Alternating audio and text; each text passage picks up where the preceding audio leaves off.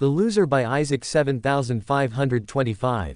Chapter 141 to 160. In a more secular environment within the underground cathedral was a dark, ambient room only illuminated by a singular lamp. The desks were a mahogany shade, filled to the brim with countless tubes, potions, and concoctions that did a myriad of things. Padre pulled a pair of bulky goggles down over his relaxed, light blue eyes and began to work, his tongue poking out between his chapped lips in focus. He splayed the limbs of the trimbris, which floated in jars with semi-transparent yellowish liquid along the counter. Padre leaned in close, his expression slowly turning more and more analytical as he admired and gauged the anatomical features of the organism. For the most part, they had all remained intact. But the one thing that snagged his attention was the slowly disintegrating mass of its heart. The organism, pulsing and fibrous in nature, constantly fluctuated and pumped within the jar. Even after it had been removed from the organism, its vital, habitual, functions still seemed to remain intact. This made Padre question if this was a genetic resistance or adaptation of a trimbris, an ability to remain semi-conscious after perishing. Feeling a pang of curiosity, Padre opened the lid of the jar and carefully removed the jar with gloved hands, placing it on a metallic operative tray. The grotesque, revolting sounds of its heart beating continued to sound. With every pump, the nooks and crevices of the heart would ooze out a viscous, dark-colored pus. His hands dove to the nearest drawer, shuffling through a few items before taking out a scalpel and a syringe. He had a plan to work with. Before he could do anything, the door opened before him. Humphrey, clad in usual pollinator attire, strode into the room with something in hand. In the dim light of the singular lamp, Padre could faintly see the inscrutable small object in between his fingers, a singular strand of hair. The white-haired boy raised his goggles, parting the locks that obscured his eyes, and observed the man as he approached him. Padre instinctively sat up, adjusting his posture as he leaned on the wooden workbench. "What do you have for me?" Humphrey held out the strand of hair for a moment, showing it to Padre. His tongue dove to lick his lips as he explained in a low, collected voice. "This hair was found at the scene of your mother's murder. If you can run analytical tests, we can deduce who it belongs to and bring them to justice." "Ah, a good hair analysis." Padre rolled his eyes and plucked the singular follicle, gazing at it with as much interest as a student would an essay. It was thin and brown in color, ordinary looking. After a brief moment and mumbling under his breath, he looked back up at Humphrey with a perplexed expression. "Don't you and the high-ranking pollinators have access to relics? Why can't you deduce this identity in a quicker way?" Humphrey clasped his hands behind his back, a small smile forming on his face. "You're the Archbishop's son, you have a natural talent for alchemy and other fields. The last thing we'd want is for you to have no use for us. So I'm a tool of sorts." Padre folded his arms over his chest, prompting his feet onto the table. "Not a tool, but a necessity. Isn't your little philosophy all about that kind of thing?" Hearing his ironic words, Padre audibly sighed, grumbling to himself as he turned on his workbench, glancing in the direction of countless tubes and chemicals. "By the way," Humphrey called out again as he made his way to the door. "Yes." Padre perked up slightly, a slight look of interest crossing his expression. The man's expression darkened as he spoke in a more warning voice. "Don't disappoint us. Finding this murderer is an utmost priority. It took you forever to find that one couple, why should I have faith now?" Padre chuckled self-deprecatingly, turning back to his desk as he furrowed his brows.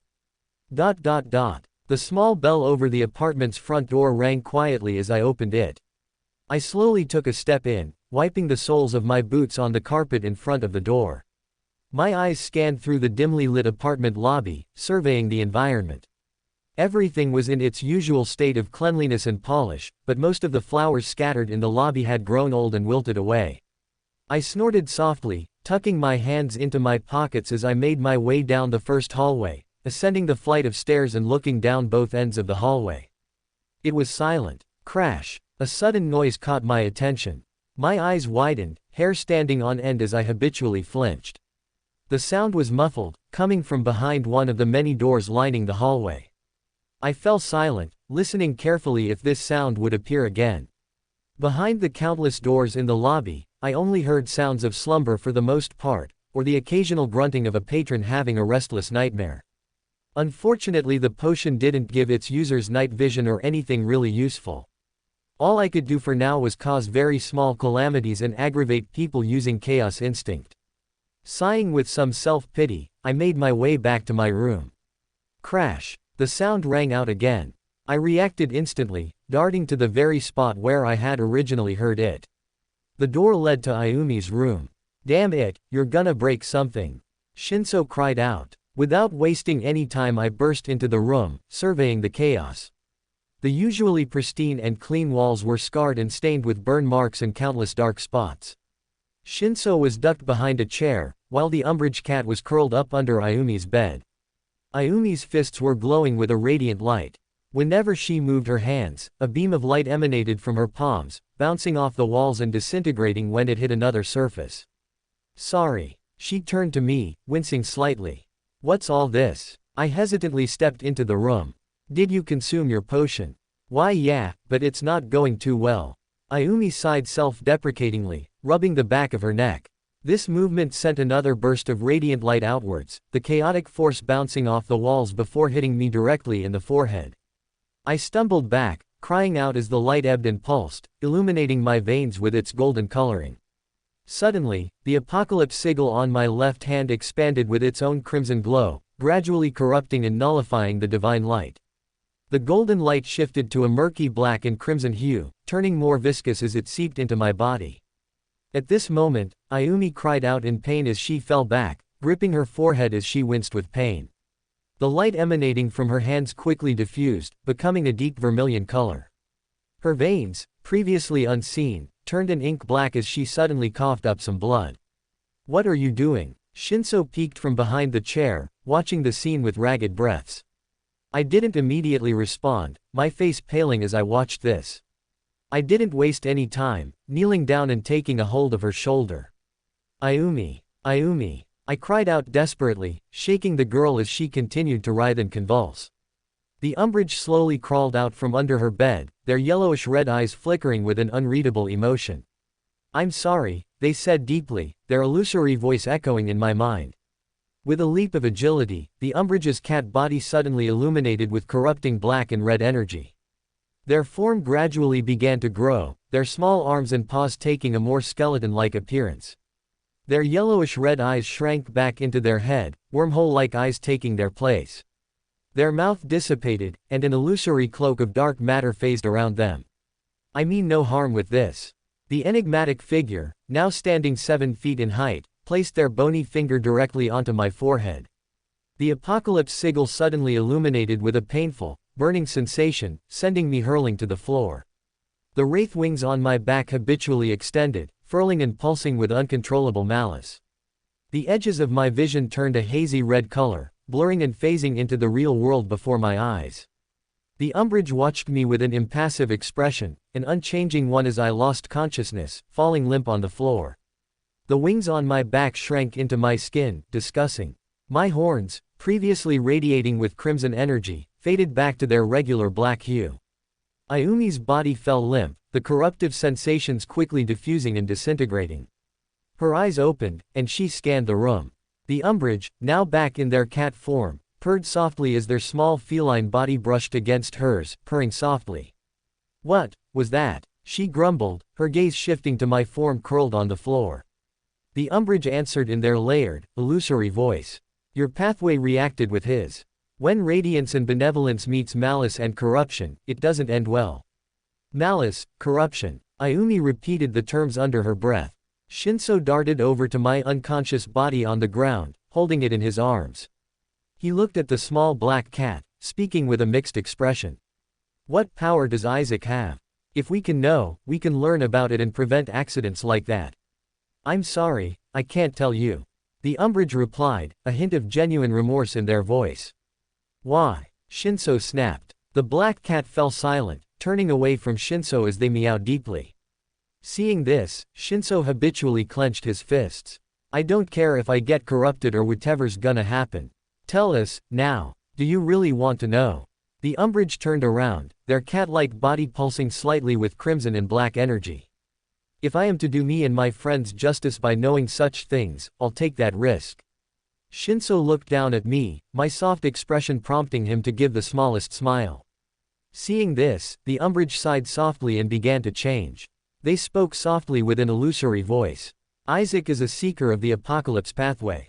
It embodies the malevolence, depravity, and wickedness of the universe.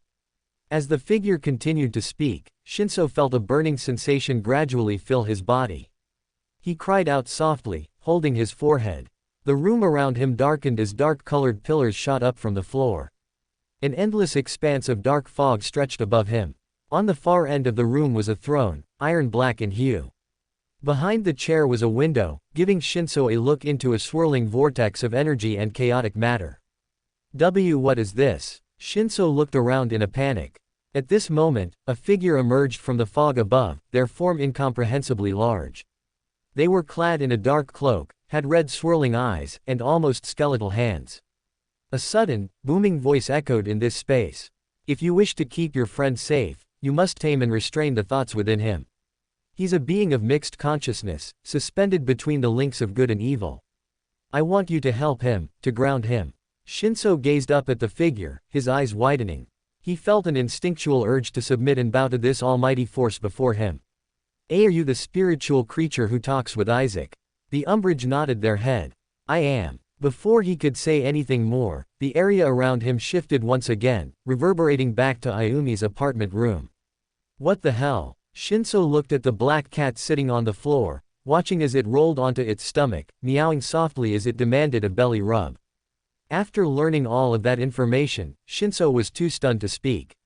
When I woke up, the sun streamed in through the closed double doors of my apartment room. I slowly leaned up in bed, stretching until a joint or two popped. At this moment, my mind drifted back to the incident last night. I had made Ayumi suffer for the second time. The last time this happened was back at Catherine's house. Back then, I had made her suffer during her first spirituality lesson. The only way to stop it was for me to pass out or lose consciousness. My head was currently pounding behind my eyes, radiating through my entire skull. This caused me to lean back in bed, wincing slightly as I closed my eyes again. I laid like this for about 5 minutes until I heard the sound of the door opening to our apartment. Shinso walked in, carrying a wooden tray of food. It wasn't that much food, but it was surely enough to get me moving. The kitchen didn't have much. They blamed it on the current shortages, Shinso complained, setting the tray on my bedside stand. I noticed that Shinso's sheets were messy, and his pillows had been discarded to the floor. This boy had woken up early to get me breakfast. My face flushed softly as I struggled to sit up, reaching for my fork. The moment I touched the metallic surface, I recoiled in pain as the object fell to the ground. Shinso's eyes softened as he lifted my chin. Can you eat? He asked. I grabbed the fork, but it hurt for some reason. I didn't know why that had happened, it made my stomach churn slightly. Shinso slowly knelt down and picked up the fork, stabbing it into a hard-boiled egg. His expression remained etched with concern as he slowly brought the eggs to my lips. The moment the fork touched my lips, it felt like pure fire on my skin. That hurts. I winced. Huh. Shinso looked at the fork in his hands. It shimmered in the sunlight, reflecting a silverish hue. When he flipped it over, he saw words engraved on its surface, property of Chalice Culinary Industries. This fork is made of silver. Nothing seems wrong with the fork, Shinso commented. His gaze drifted up to me, and he sighed softly. Has this ever happened before? I shook my head. No. Shinso fell silent for a moment. Suddenly, an idea seemed to flash through his mind. Stay here. As Shinso moved out of the room, I finally laid back down, sighing softly. Umbrage. I called out. Yes. The illusory figure manifested in the corner of the room. Why did it hurt to touch the fork? At Order 8 silver can scar the skin. It's traditional for all corrupted entities to be susceptible to silver. My eyes widened. What? The umbrage shook their head in remorse. As you advance, you gradually lose your human traits and appearance. Why do you think you already have horns and wings? So if I were to become powerful enough to get home, I'd be unrecognizable. Realizing this, I couldn't help but feel my heart ache. If my mother were to see me again, she'd be terrified and probably disown me. Shinso entered the room again. This time, he carried a small bowl of oatmeal. He put it on the bedside table and looked at me again. See if you can eat this. I shook my head, smiling self-deprecatingly. Unfortunately, I can't really touch silver for some reason. Is it because of the apocalypse pathway? Shinso asked. My eyes widened and I felt a rush of fear course through my body. My blood ran cold, freezing my skin. Shinso knew about the apocalypse pathway. My gaze darted to the umbrage, speaking mentally. How the hell does he know? The enigmatic figure in the corner remained silent for a few seconds, mentally parting their lips. I told him. I thought that would corrupt him. Didn't you say so yourself back at the restaurant? The umbrage huffed out through their imaginary nose, speaking with remorse. He wanted answers after Ayumi suffered and you passed out. They both still want to help you, but they needed the information beforehand. Ayumi. I remembered what happened last night, making her suffer and submit to corruption for a short period of time. At this moment, Shinso seemed to remember something. His eyes widened as his body shot up, running to the door. I gotta collect potion ingredients with Humphrey. What about me? I grumbled, loosely folding my arms over my chest. Shinso paused, his hand inches from the doorknob. He looked back at me, his expression softening. Maybe eat the oatmeal-like soup, like tipping the bowl back or something. My brows furrowed. Is it that important? What if I spill it all over myself and it burns me? What if it stains the sheets and I can't call for assistance? Hearing my words, the indigo-haired boy scoffed, making his way back to the bed. He ran a hand through my disheveled hair, patting me on the back. You'll be fine, I trust you to not be a total dumbass. ... Shinso unfolded the note in his grasp, looking over the ingredients one more time. 1/2 cups of hemlock spider blood. 1 cup of water. 3 grams of walpip tree bark. 1 eye of a stone golem. Humphrey walked beside him as they approached the border of the kingdom, greeting the gate that led to the forest. The border garrison troopers immediately approached them, but they didn't question Humphrey's status among the pollinators. They let the gate open without much protest, allowing the duo to pass. They walked in silence for a while, neither end saying a word or asking a question. Eventually, they came to a halt when the snow beneath their feet parted, revealing a cobblestone trail in the fork of the woods around them. Humphrey took the initiative, looking back to Shinso. Hemlock spiders are nocturnal creatures, and they don't usually dwell during the winter months. He raised his head, looking up the trunk of the tree that ascended countless feet above the skyline. Pressing a gloved hand against the dark-colored bark, he sniffed the air, making his nose twitch. I hope you can smell it. Smell what? Shinso felt the tiny hairs on his skin rise upon hearing the eerie, sudden sentence. At this moment, the watch in Shinso's pocket buzzed violently. The boy turned around instinctively, leaping back. When he turned around to gaze at the attacker, he saw a spider the size of a large dog, its carapace and abdomen covered in slick yellow hairs. The tips of the spider's 8 long legs had razor-sharp claws, and its numerous eyes radiated with a malevolent vigor. Is that it? Shinso habitually raised his guard. Humphrey nodded, looking at the creature before him. He reached into his satchel, taking out a blade with a green hilt. Countless symbols and markings in the hilt lit up with a bright emerald light. The spider reared its front fangs, lifting its legs in an attempt to make it look bigger than Humphrey. Instead of feeling fearful, the man simply smiled, running at the spider. You're just gonna charge and head on. Humphrey didn't reply, swinging his knife at the spider. Even with one functional eye at the moment, he still possessed almost pinpoint accuracy with attacks and defensive maneuvers. He felt the edge of the knife grace one of the spider's legs, allowing a viscous, almost jelly-like blue liquid to seep out of the incision. With a final blow, Humphrey raised his knife and planted it into the center of the spider's cephalothorax, only removing the weapon when the animal stopped chirping and squirming beneath the weapon. May the mother grant you a merciful death, Humphrey whispered with a hint of finality, removing the knife and tucking it back into his holster. Shinso stepped forward, approaching the corpse of the massive spider splayed in the snow. The way the azure blood seeped into the surrounding snow reminded him of a snow cone back in his home reality. Humphrey reached into his satchel, taking out a small vial. He dipped the vial into the hole he had cut in the spider's cephalothorax, scooping up enough blood to fuel for the potion. He looked back at Shinso, smiling as he tucked it away from view. With the wave of his hand, Humphrey made roots and foliage emerge from the ground, snaring the spider's limp body and pulling it under into the soil. She shall rest with our good mother, Humphrey recited an honorific statement, looking off into the distance. He fell silent for a few seconds, his lips parting only a few millimeters. If we move quick enough, we can make it back by tomorrow morning. What? Shinso's eyes widened. Why, you're saying we'll be away all day? Is that a problem? If you're worried about your friends, we can always send help. Shinso's face flushed a little, his cheeks turning a light pink color. He sighed internally, feeling the pocket watch buzz in his pants. At this moment, a revelation crossed his mind, amplified and supplied by both his own instincts and the potions. If I want to keep him safe, I have to be brave enough to leave him, even for a small while. But what about Catherine and Carter? Humphrey looked down at Shinso, sighing softly. With their powers restrained, they're both not threats to us. You talk about them like they're enemies of everyone. I've sat and ate with them, they're good people. Just because you messed up things in the past doesn't determine your present.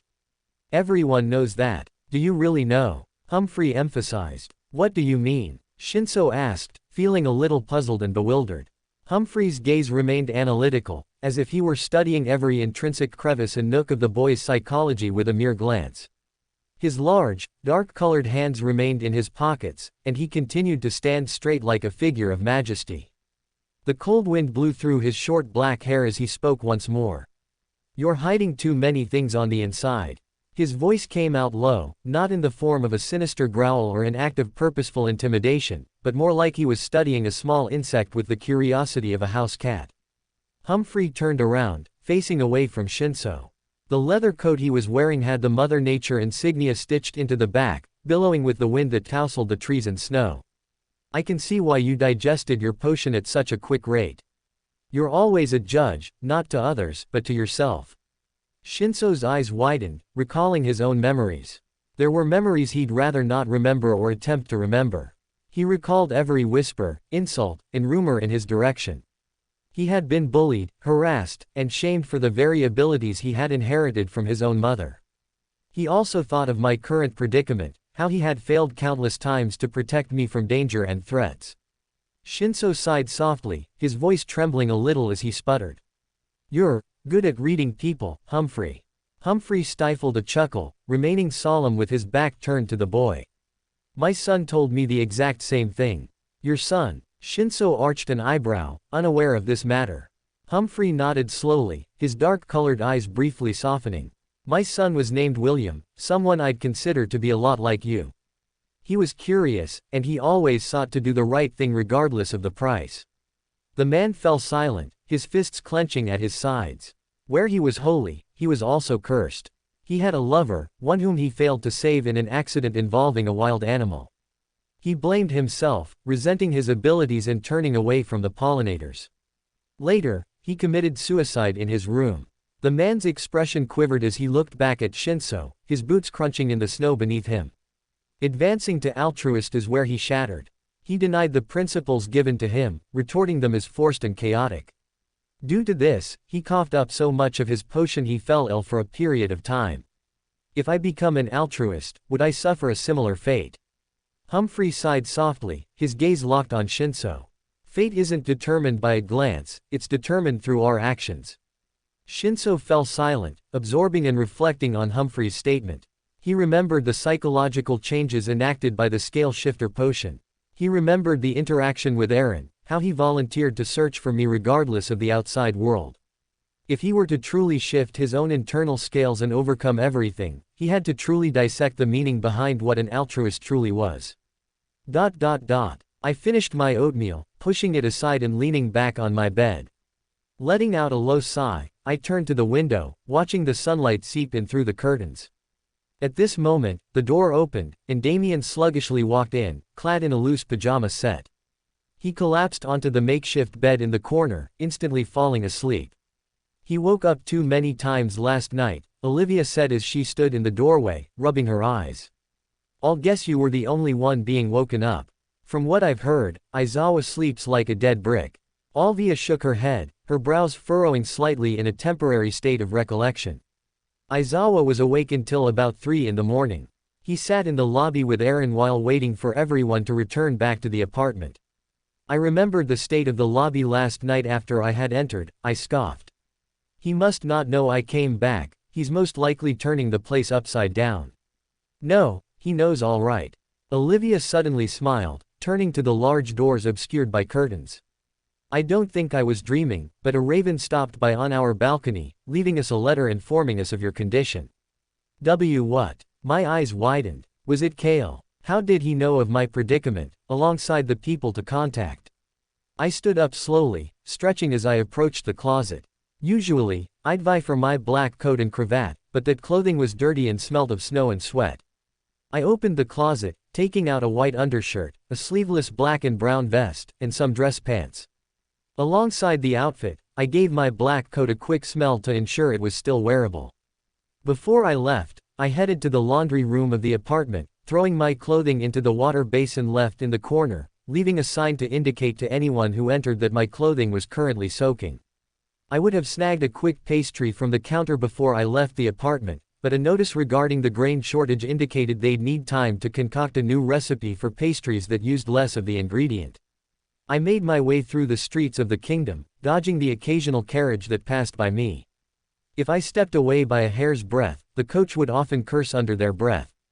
The reputation and refinement of the carriage services here, alongside their sheer popularity, must have involuntarily maneuvered their behavior, as they didn't make an effort to attack or assault me. That would damage their reputation by a marginally large degree. Rounding the corner, I shoved my hands into my pockets as I approached the Indulgence District. The name was deeply contradictory to the actual purpose. Usually, indulgence would be linked to secrecy, lust, and engaging in lewd, criminal behavior. However, unique wordplay, coupled with reputation, must have rewritten the word to be something more of, indulging in everyday pleasantries. I scanned either end of the street, looking for a bar that looked familiar to me. I was looking for the one Kale had taken me to in particular. At this moment, an ink-black raven landed on a street lamp, looking down at me with its empty black eyes before cawing softly. Is it you? I shoved my hands into my pockets, chuckling softly. The raven swooped down, abruptly transforming into human form. They had crimson-colored hair, matching eyes, and elven ears. This time, they were clad in more casual attire than last night. Kale nodded his head, gesturing for me to step forward. Why else would a raven perch before a human? With the snap of his fingers, me and him were suddenly transported to not a bar, but another place entirely. It was dimly lit, coupled with a fireplace, a bookshelf, and the head of a moose suspended over the fireplace. Before us was a circular table, coupled with a tea set and a few pastries stacked up. They were darker in color, some of them burnt to a crisp. Why fly as a raven if you can teleport on a whim? I asked, reaching for a chocolate pastry on the table. When I bit into it, it tasted almost sour. I spat it out, wiping my tongue and lips with a napkin. I can only teleport a short distance from where I stand. If I could do more, I'd have no need for a raven form. Kale chuckled as he sipped his tea.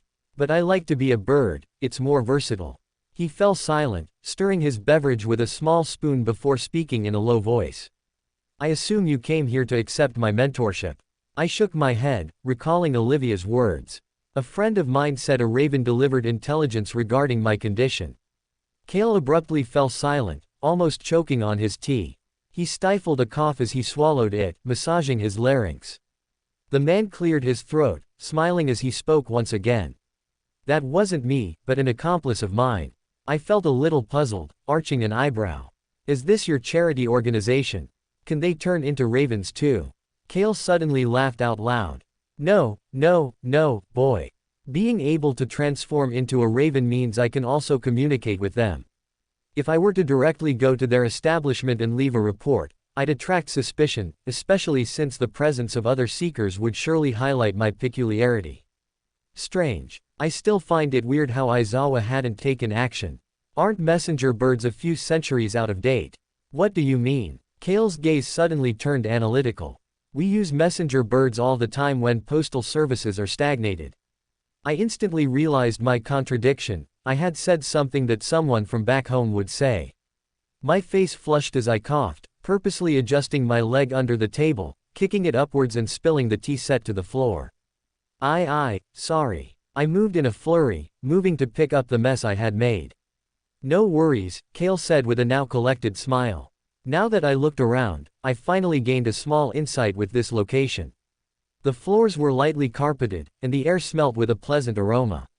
The curtains were drawn, and a small, four-post bed was nestled in the corner. On the silk sheets was a small canister of something. What even is this place?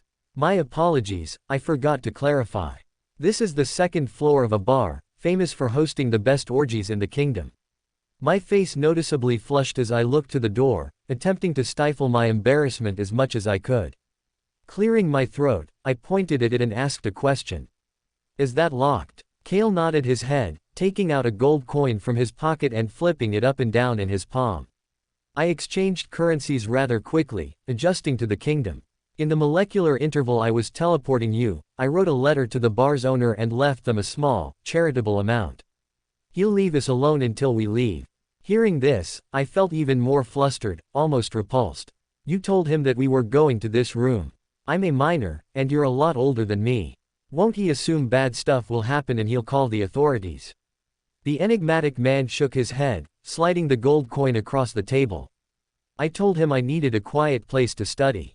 He also doesn't even know you're in here with me. Therefore, I could get the price of one person whilst smuggling two.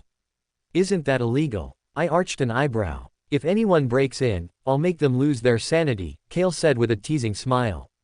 Kale suddenly huffed, clasping his hands together on the mahogany table before us. I stood up and sat back down, looking at the mess that remained on the carpet. Sighing silently, I returned my gaze to Kale. You brought me here for a reason. No one would rent an orgy room of all things to discuss stuff like this in private. I would, for a good reason, Kale replied. His elven ears twitched as he leaned back, conjuring a pipe from a burst of violent crimson flames. Kale brought it to his lips, puffing out a small amount of smoke. No one would enter an orgy room without permission. At this moment, Kale's smirk sharpened, bordering on something more predatory. Should I conjure something to fake a lewd scene? I'd rather you didn't. My face heated even more, countless images flashing through my mind, making my pants twitch. Sorry if I'm being weird, I'm not good with children. I'm not really a child. Whatever. Kale adjusted his posture in the velvet chair he was sitting in, his vermilion eyes flickering softly in the dim illumination. When I said I could mentor you, did you take that to mind? I haven't really thought about that. I was too occupied giving the family your gift, I replied, my voice now slightly calm. Ah, my gift. I hope they enjoy my funds. I nodded in agreement, smiling. At this moment, I suddenly had a question. If you're already a very powerful apocalyptic seeker, why haven't you gone mad or become evil in any way? Gone mad. Kale silently perked up. How would you define going mad? His question caught me off guard, causing me to go stiff. My grip around my teacup tightened, almost trembling. I took a deep breath, replying. When I first drank my potion, I had no idea what I was walking into. At first, I always succumbed to blackouts, visions, and ravings from someone I knew. Before I could continue, Kale raised his palm. Who to be exact? The entire room fell silent as an inscrutable chill coursed over me. My father, the man I already put behind me. His mental projection tormented and tortured me with my guilt and actions. Eventually, I realized I'm not like him. I knew deep down I wanted power, the power to forget, to be a great person. Now, I'm surrounded by people who care about me. Your father. Daddy issues, eh. Kale puffed into his pipe again. I nodded before clearing my throat again. Anyways, being at Order 9 required me to cause chaos and calamity to advance to Order 8, which is now Harbinger. However, I managed to exploit a loophole within this system, causing chaos and calamity to the wraiths and demons during the Blood Moon. What's that have to do with going mad? Kale crossed one leg over the other. You asked that question, didn't you? Why, you're obviously very powerful in your own right, a demigod. If this pathway requires one to do bad things, how have you maintained a gentlemanly personality? Sounds like you're assuming I'm mad. If I were, your eyes would have been gouged out by now, and your desiccated corpse would have been left in a street corner if you talked to me. Kale sipped his tea again, scoffing as he looked down at the table. Have you ever heard the quote, history is only told by those who win? No, I replied. You haven't. It appears the generational consensus is correct. I have no idea what adolescents do behind closed doors, but reading surely isn't one of them. Tell the consensus I'm not really an adolescent then, I joked. So you are a reader. Well then, you're quite promising. Did you know the literacy rate of my kingdom is incredibly low? He suddenly realized he was astray from the current subject, and immediately reverted. Kale's gaze remained on me, but his hands shifted. Fiery crimson energy condensed in the center of his palm, before erecting into the form of an illusory figure. There once was a ruler, one with power and gold at his side. He was proud, angry, and always seeking a fight. Eventually, he found a war, one he fought and won with great effort. On his side, he lost countless lives, was betrayed, and gravely injured in his own throne room. On his deathbed, he hired a biographer. Kale's expression hardened as he scowled. He told the biographer that he won the war easily, he was able to keep his allies and his love. The empire loved him, and he died a happy man. What's that have to do with my pathway? I asked, feeling quite puzzled. At this moment, Kale sighed. With the flick of his wrist, I suddenly felt a small, burning sensation in the center of my chest, just above my heart. This burning sensation intensified, causing me to grit my teeth. I watched, my eyes widening as an illusory book flew from my body, landing in Kale's palm. It was black in color, spiral-bound, and somewhat dirty. It was my journal. Where'd you get that? I instinctively felt the urge to reach out and take it back, my hands trembling at my sides. Kale sighed. You'll find soon that the apocalypse pathway allows many things to happen. He opened the journal, flipping through it for a few moments before stopping on a page. Due to his position, I couldn't see much of the writing, only the fact that it was upside down. Kale turned the book to me, smiling. Your friend responded. Silas is his name, isn't it? My blood ran cold. My hand reached out, taking the journal with a tremble and reading the words in my head. They were written in messy, bloodied handwriting that was legible to an extent. The date was written in the top left-hand corner, December 1, 1593. From what I could remember, the date written down last time was May 3, 1592. What's wrong with the date? I began to read what was written. You wonder who I am, and why I write for you whilst you're asleep, correct? Well, unfortunately, I can't clarify such information at this moment. You're far too weak, too naive to learn about me.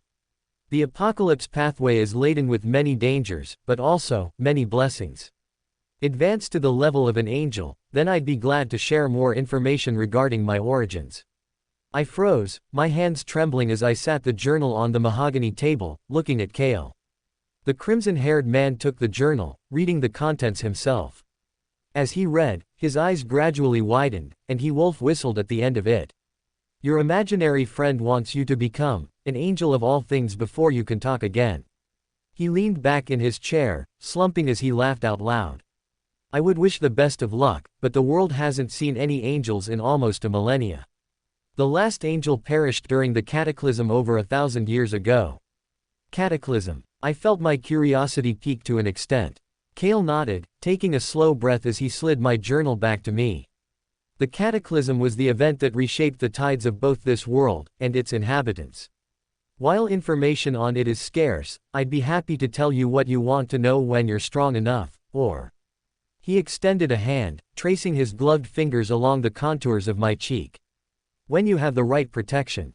Protection. I looked to the corner of the room, where the umbrage manifested, looming in the shadows. Kale glanced to the shadows, his lips curling up as he spoke. Umbrage, don't think I can't see you. Huh, do you two know each other?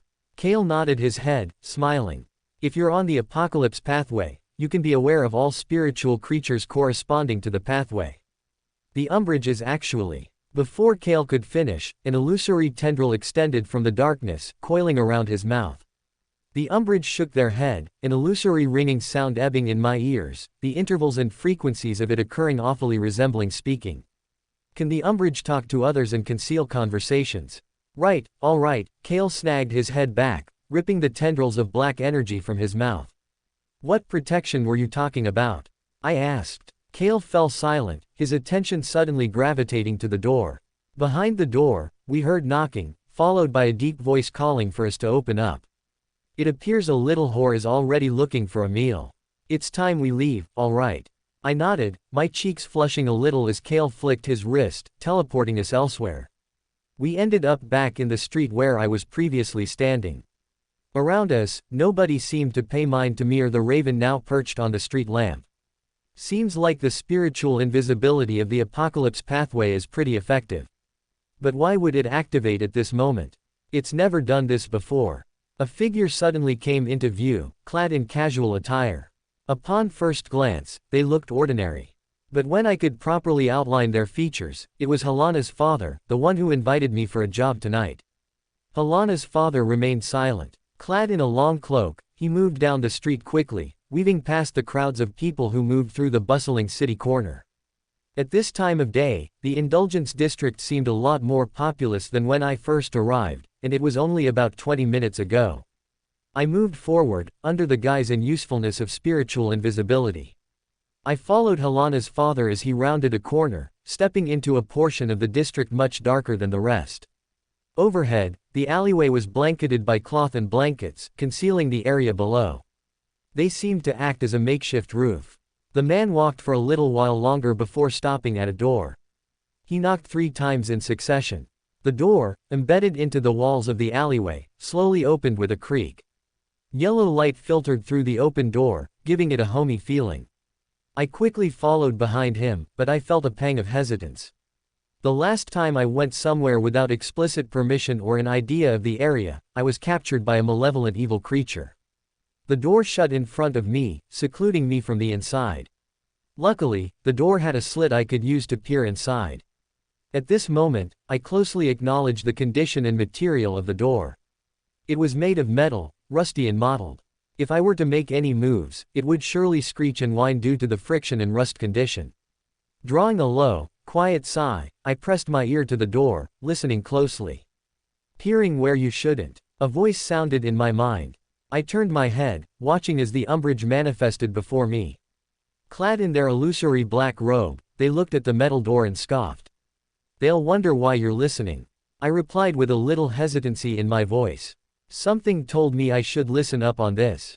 Helana's father offered me a job, so I should have the right to know as much as I can about a potential boss. I listened closer, closing my mouth as I began to concentrate. The thickness of the door made most noises through the wall unable to properly go through, but I could manage to hear a few things. Behind the door, I heard the shuffling of objects, alongside the clinking of drinks. A low laugh echoed, followed by the sound of sipping drinks. "A new partner. Tell me more." Another voice sounded behind the door, a little deeper than the other one. It sounded like it belonged to a man. He's scrawny, yet he has the formality and manners of a noble. He recently gave my family Kachinese currency, a currency we'll use to do all sorts of things. I raised an eyebrow, instinctively pressing further into the door. The other voice chuckled. "You're not one to hire children. You know our job would make any young one run away, crying to their mother for protection. It appears you don't truly know the capacity of the heart. We all know deep down, everyone is evil to an extent." I heard drinking glasses clink together, a toast to something unknown. "You wouldn't hire a kid for no reason. You'd have to bring him here to prove he's of value for this cause of ours. What makes him so special? Can he move nimbly and pickpocket? Is he one of those people with magical ability and hoo-ha?" At this moment, the room became deathly silent. The only sound permeating was a low, almost conspiratorial whisper. "You damn fool. You actually found another one, the type with those fancy horns." A glass abruptly slammed to the ground, the sound of shattering making me flinch slightly. Just then, I heard a loud laugh. The man with the deeper voice, the voice I didn't recognize, scoffed. "Are you sure he'd fall for such a lousy trap? You know damn well we don't actually have a job for him, right? Kids are easy to manipulate. You could tell em to burn the world down on the promise of a piece of candy. He, on the other hand, is a little older, a little smarter than the usual minority in the kingdom. Someone like that, wandering around with horns on their head like a damn demon, must be eliminated if we are to keep my little kingdom free of pests." I stepped back from the door, my eyes widening more as I pressed my back to the wall. My chest rose and fell in succession as I began to hyperventilate. At this moment, the residual effects of the blood moon charm rushed through me, calming my nerves to a certain extent. I turned to the umbrage, scoffing. Those bastards, want to do something to me. I instantly recalled the words of the post office worker, how the latter had detailed supremacists in the kingdom, those who believed they were the superior race and species. I was still a human, but I had horns on my head. I may look evil, but I surely wasn't. But judging from what they said, they wouldn't care how much I reasoned with them. I'd surely be tortured and killed. A myriad of thoughts encircled my mind. Just then, an idea washed over me.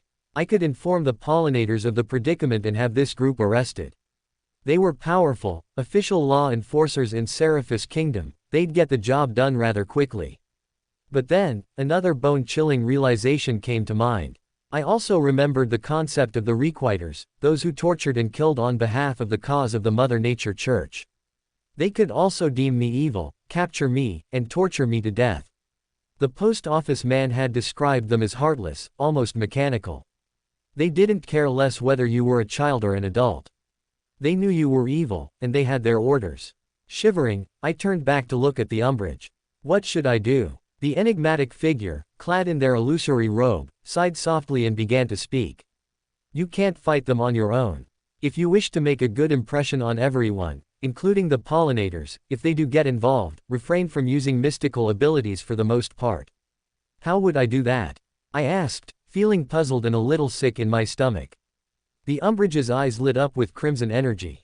Within their eyes, I could see an aerial view of the kingdom, a position from where I was standing. A string of energy ran through the roads, leading to an ordinary-looking building in the outskirts of the kingdom. Visit them, you'll find someone of interest. At last, the clearing of evergreens passed, allowing Humphrey and Shinso to finally look at something aside from the same trees over and over as they walked. The clearing was wide, a field filled with snow, with the occasional stalk of wheat erecting mere centimeters from the blanket of icy white. The tall, dark-skinned man put his hands in his pockets as he moved forward, observing the fields with an almost analytical expression. There'd usually be food here to eat, but the snow has piled high and I can't see anything, he commented. Could this be linked to the current economic struggles? Shinso, catching his breath, asked as he leaned against a tree. Humphrey looked back at him, remaining silent for a brief moment. Perhaps. The agricultural portion of the pollinators haven't received many reports from the farmers that live out here. We either suspect the weather prevents ample communication, or there's other issues. He paused in the center of the field, taking out a small wooden object from his satchel. It was tube-like in shape, and he planted it into the snow. At this moment, the object emitted a faint, radiant green light. Humphrey's eyes suddenly turned an illusory green shade as he mumbled under his breath for a few seconds. Shinso watched from the sidelines, crossing his arms over his chest. He tilted his head a little the moment Humphrey's expression regained its lucidity. The snowfall has heavily increased, over a meter in a matter of days. I can see why we've received no reports. He looked to the sky, noticing the clouds rolling in overhead. They were dark in color, bordering on iron black. Humphrey grumbled under his breath, looking back to Shinso. We can either continue this journey and risk being trampled by snow, or we can head back to Seraphis Kingdom. Either option would take us hours. We're stopping, now of all times. Humphrey nodded. Indeed. We can't let the snow pile up higher, we'll freeze to death out here. So, seekers can freeze to death like normal people. Shinso couldn't help but feel a ruse of blatant amusement. We can. Just because we have powers doesn't render us invincible. We can gather the rest of your ingredients another day. Damn it, Shinso grumbled. The duo began to walk back into the forest, when a sudden sound caught their attention. A low rumble that sounded and shook the trees and leaves, causing birds to scurry from their nests, ascending above the clouds while frantically cawing. Humphrey watched them, his eyes inconspicuously narrowing as he sniffed the air. Just then, his eyes widened as he turned around. Before them was a towering creature, its body made of rock, moss, and wood. Two horns, made of discarded deer antlers, were perched atop its head. Its eyes were made of blue crystalline objects, and within its mouth were countless miscellaneous animal teeth. Humphrey took a step back, habitually reaching for his sword and gun. Welcome to Fanfic Audiobook, your go-to place for immersive audiobooks. If you enjoy the content, don't forget to like the video and subscribe to our channel for more amazing stories. And please support the author by link in description. Shinso, on the other hand, couldn't help but feel a little amazed. That's a stone golem, He smirked, walking over to the animal as he opened his mouth. Wanna eat my friend, fella? The beast turned to him, its lips parting slightly. The stone golem let out a low growl that shook the earth. Suddenly, roots burst from the ground, coiling around Shinso's arms, legs, and neck, stretching them taut, but not enough to directly choke him. This pulled him to his knees, having him struggling and writhing in the stone golem's grip. What were you thinking? Humphrey scolded, groaning as he pulled out his gun, immediately firing bullets that pierced the golem's skin. Wherever the bullets landed, more stone, roots, and foliage encircled the puncture wounds, revitalizing them and healing them as if they never existed to begin with. This only seemed to agitate the beast, making it swing its large arm in a swatting motion, knocking Humphrey back and sending him into a tree. Humphrey coughed up a copious amount of blood, crying out in pain as he slumped back, his breathing gradually softening. Shit. Shinso continued to snag and pull against the vines binding him, his gaze continually fixed on the stone golem.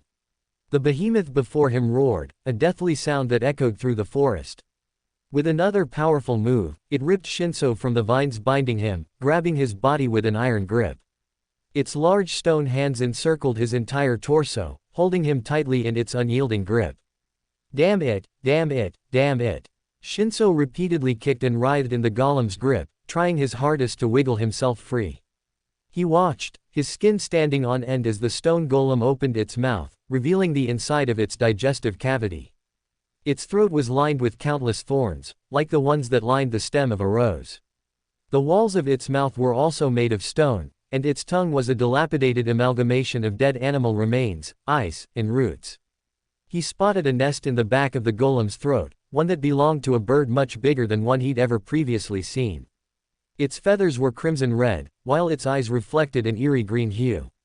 Within its nest, which was made of sticks, twigs, and moss, were a cluster of malformed baby birds. Some of them were missing heads, while others were missing wings, other babies were simply skeletons. What the? Shinso's face turned abnormally pale. Just then, he felt buzzing in his pocket. It was the bronze pocket watch. But why would it activate at this given moment? Shinso, feeling a surge of puzzlement, temporarily focused on the watch in his pocket, feebly moving his hands to grab it. He slowly dove into his pocket, grabbing the pocket watch with trembling hands. The pocket watch suddenly ascended into the air, illuminating with a radiant, bronze-colored light. The light ebbed and pulsed at the monster, causing it to shriek and let go of Shinso. Shinso fell into the snow, watching the pocket watch continue to react as he regained his equilibrium. Humphrey, who was barely conscious at this moment, chuckled feebly as he observed the scene.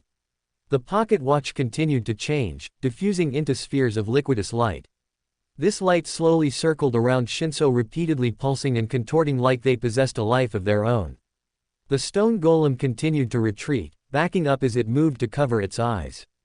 Shinso watched in quiet amazement as the spheres of light condensed into the shape of a sword. The sword had an iron hilt, one laced with intricate patterns of machinery, clockwork, and divine sigils. He couldn't read or interpret any of them, but he didn't seem to mind. Shinso caught the sword before it could hit the ground, raising it above his head as his lips twitched up to form a smile. A torrent of information suddenly coursed through Shinso's mind, informing him of the sudden changes of the pocket watch.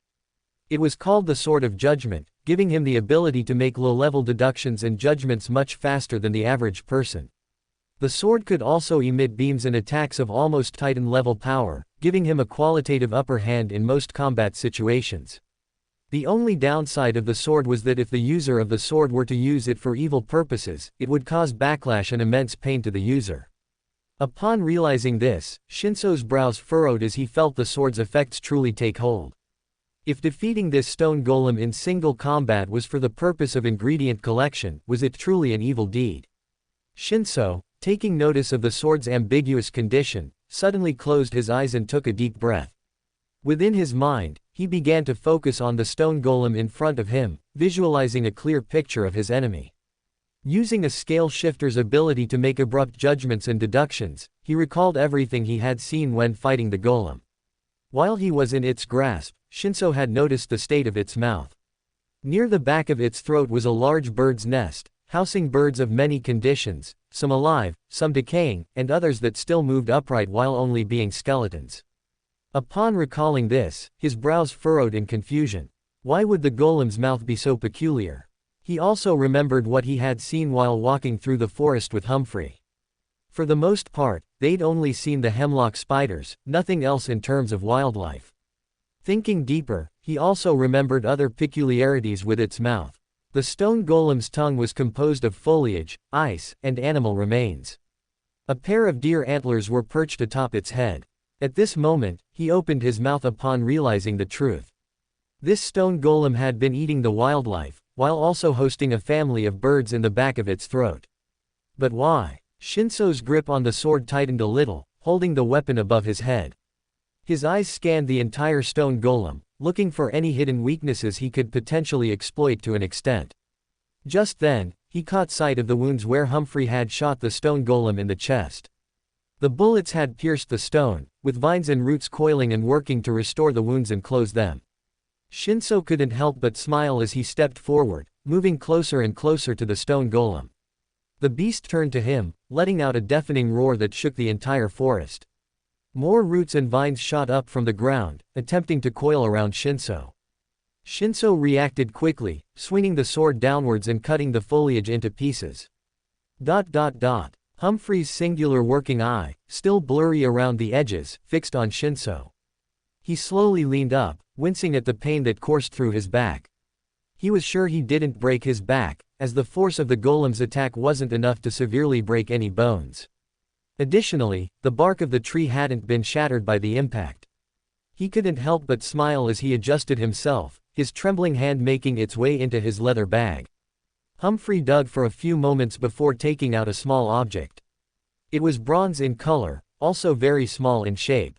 This small object suddenly lit up with a green hue, its mechanical gears and flaps unfolding. Humphrey looked to Shinso, tossing the object in his direction. The small object landed in the snow, the radiant green light expanding, melting at the surrounding environment. Shinso didn't pay much attention to the object, nor did he question its purpose. Even with all his previous training back in his home reality, Shinso still wasn't that physically adept. He moved forward, narrowly ducking an attack from the stone golem. Raising his sword, he ran forward and plunged it into the depths of the creature's chest cavity, making it cry out. This victory, while accomplished, was also short-lived. The large, sword-sized puncture wound suddenly split open with a grotesque sound. From within the hole, the countless birds swarmed out, all in various conditions. They swarmed and pecked at Shinso, making him wince and grit his teeth. He ignored this, the sword illuminating a bronze-colored light as he sank it deeper into the depths of the golem's chest. Suddenly, the hilt and blade of the sword began to buzz, the bronze light abruptly shifting, turning a malevolent crimson. A torrent of information hit Shinso, making him step back, instinctively covering himself to avoid the swarm of birds. This information had told him that this decision was actually wrong. He didn't need to kill the stone golem, he simply needed to reason with it. It only acted that way because he and Humphrey had walked into its territory during feeding season. It wasn't eating these creatures out of rage or animalistic instincts, it was working to survive, continuing the cycle of life and death bound to all living things. Wah! Shinso abruptly lunged forward, removing the sword with a slick slicing sound.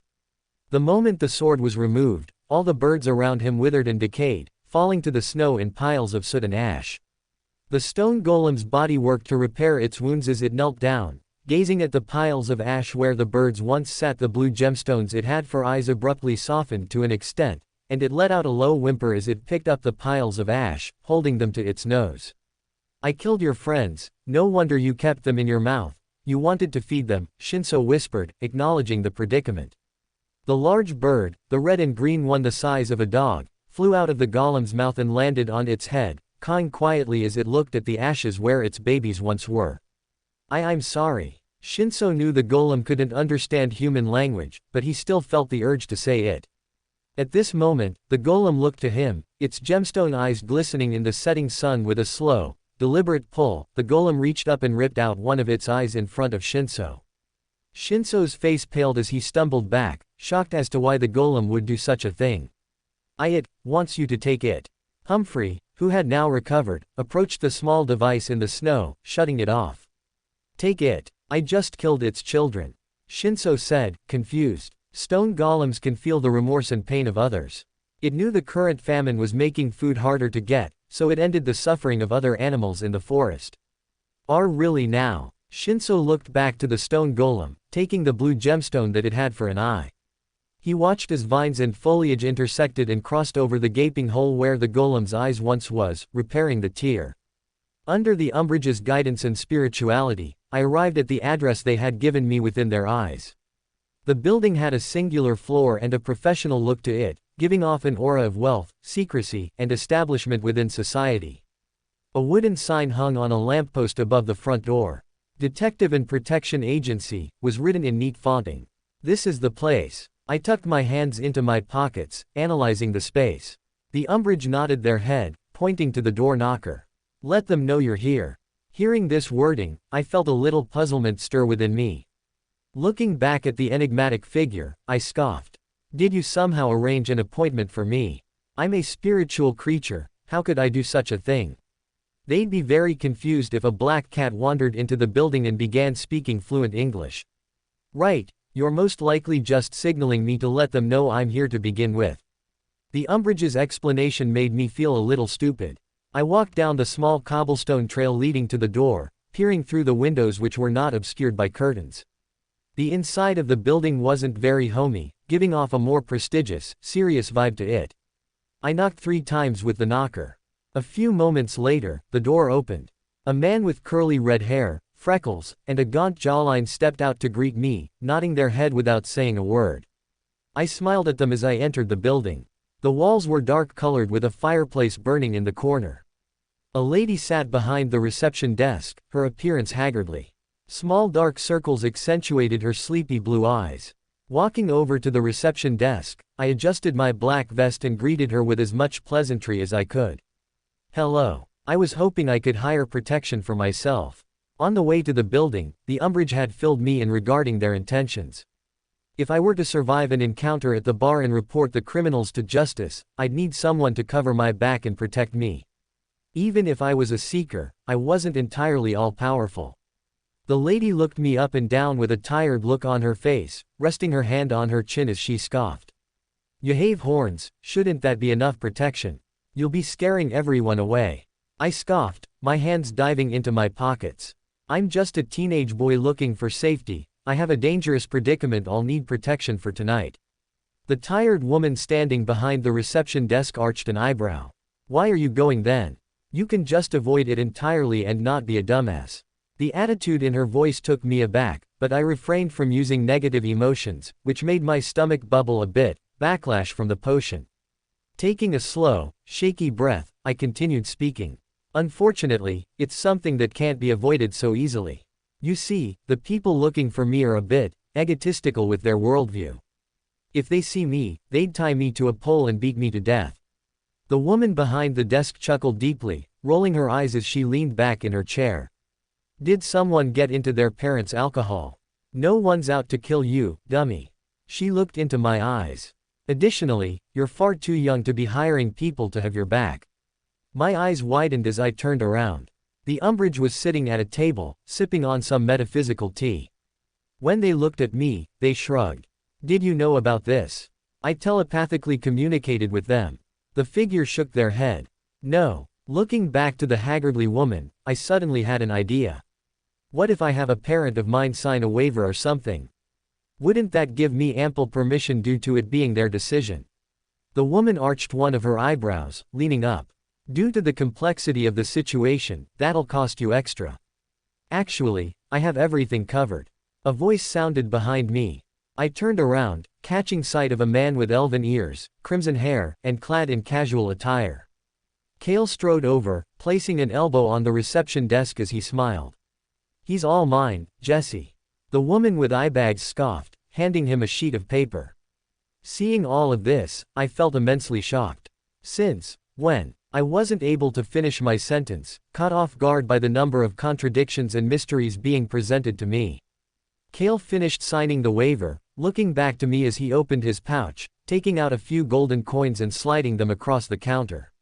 I get jobs quite easily, Kale replied with a charismatic smile, playfully raising both his eyebrows. Why, you just walked in, and they let you get hired? I whispered. At this moment, the area around us seemed to grow hazy for a moment. The eyes of the tired clerk glazed over, flickering with a faint crimson hue. Kale had activated the spiritual invisibility in the middle of the agency. After a brief silence, Kale sighed softly. Something altered me, you were in danger, so I came over. I wasn't in danger. In this world, anything can be considered dangerous. The world abruptly returned to normal, the sounds and people gradually gaining life again. Kale pointed to the corner of the agency, where I saw a rounded table and a deck of cards. Sitting around the table was a group of men, chattering and laughing amongst themselves. I'm going to fancy myself a game, I recommend you join in. Alright. I made my way over to the table, pulling out a wooden chair and sitting down beside Kale. The others at the table all looked at him, smiling as they reached into the deck of cards. I watched in silence, but a sudden, chillingly cold hand on my shoulder caught my attention. You gonna get a hand, kid? A man with an unkempt stubble, untrimmed fingernails, and fluffy black hair handed me a deck of cards. How do I play exactly? I looked at Kale, who sat next to me, a flicker of vulnerability crossing my expression. The crimson-haired man scoffed, pointing directly at me as he surveyed the table. Look at him, he doesn't know how to play. Just then, the table erupted with laughter. One of the men suddenly picked up their glass of water, tossing it in my direction. The water spilled from the cup, soiling my shirt and vest. The man who had tossed their cup leaned back, placing their head over their hands as they mockingly chuckled under their breath. Fucking panty. The sigil on my left hand and forehead began to burn as my gaze darted to Kale, flaring up a little. You just let him do that. Kale didn't seem to pay mind to my words, it was as if he hadn't even acknowledged my presence. He picked up a card from his deck, placing it onto the table and smiled. I begin Hades deck with a loser, a signature failure, a blessing to nobody. The card Kale had placed down showed an image of a man with a depressing appearance. He leaned back against a wall, slumping down in a pile of his own feces, urine, and vomit. The corners of his eyes pricked with tears as unseen viewers tossed rotting fruits and vegetables in his direction. The man to his left scoffed, reaching into his own deck and placing down another card. It showed an image of a man with crimson eyes, skin as pale as snow, with neatly combed black hair. He was sinking his fangs into the neck of a beautiful, nude woman. The vampire, the antithesis of trickery, the goddamn bloodsucker. Kale and the other played exchanged glances, the latter's lips curling up. You know what vampires do to losers. Losers, holding everything against the world, quickly submit to this attack. He doesn't resist, he lets the vampire bite him and suffers a slow, painful death.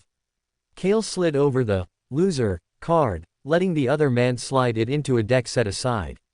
There was a small metal sign in front of the deck, signaling to everyone that this was the desolate desk. The man across from Kale reached into his own deck, taking out a card. When he placed it on the table, everyone saw the face of the card. A mountain, stretching to a seemingly infinite height, had a large throne atop it. On the massive throne was a figure, their appearance illusory and semi-transparent. In their left hand, they carried a scepter, in their right hand, they carried a massive book. The right hand of God, the mightiest of cards in the deck.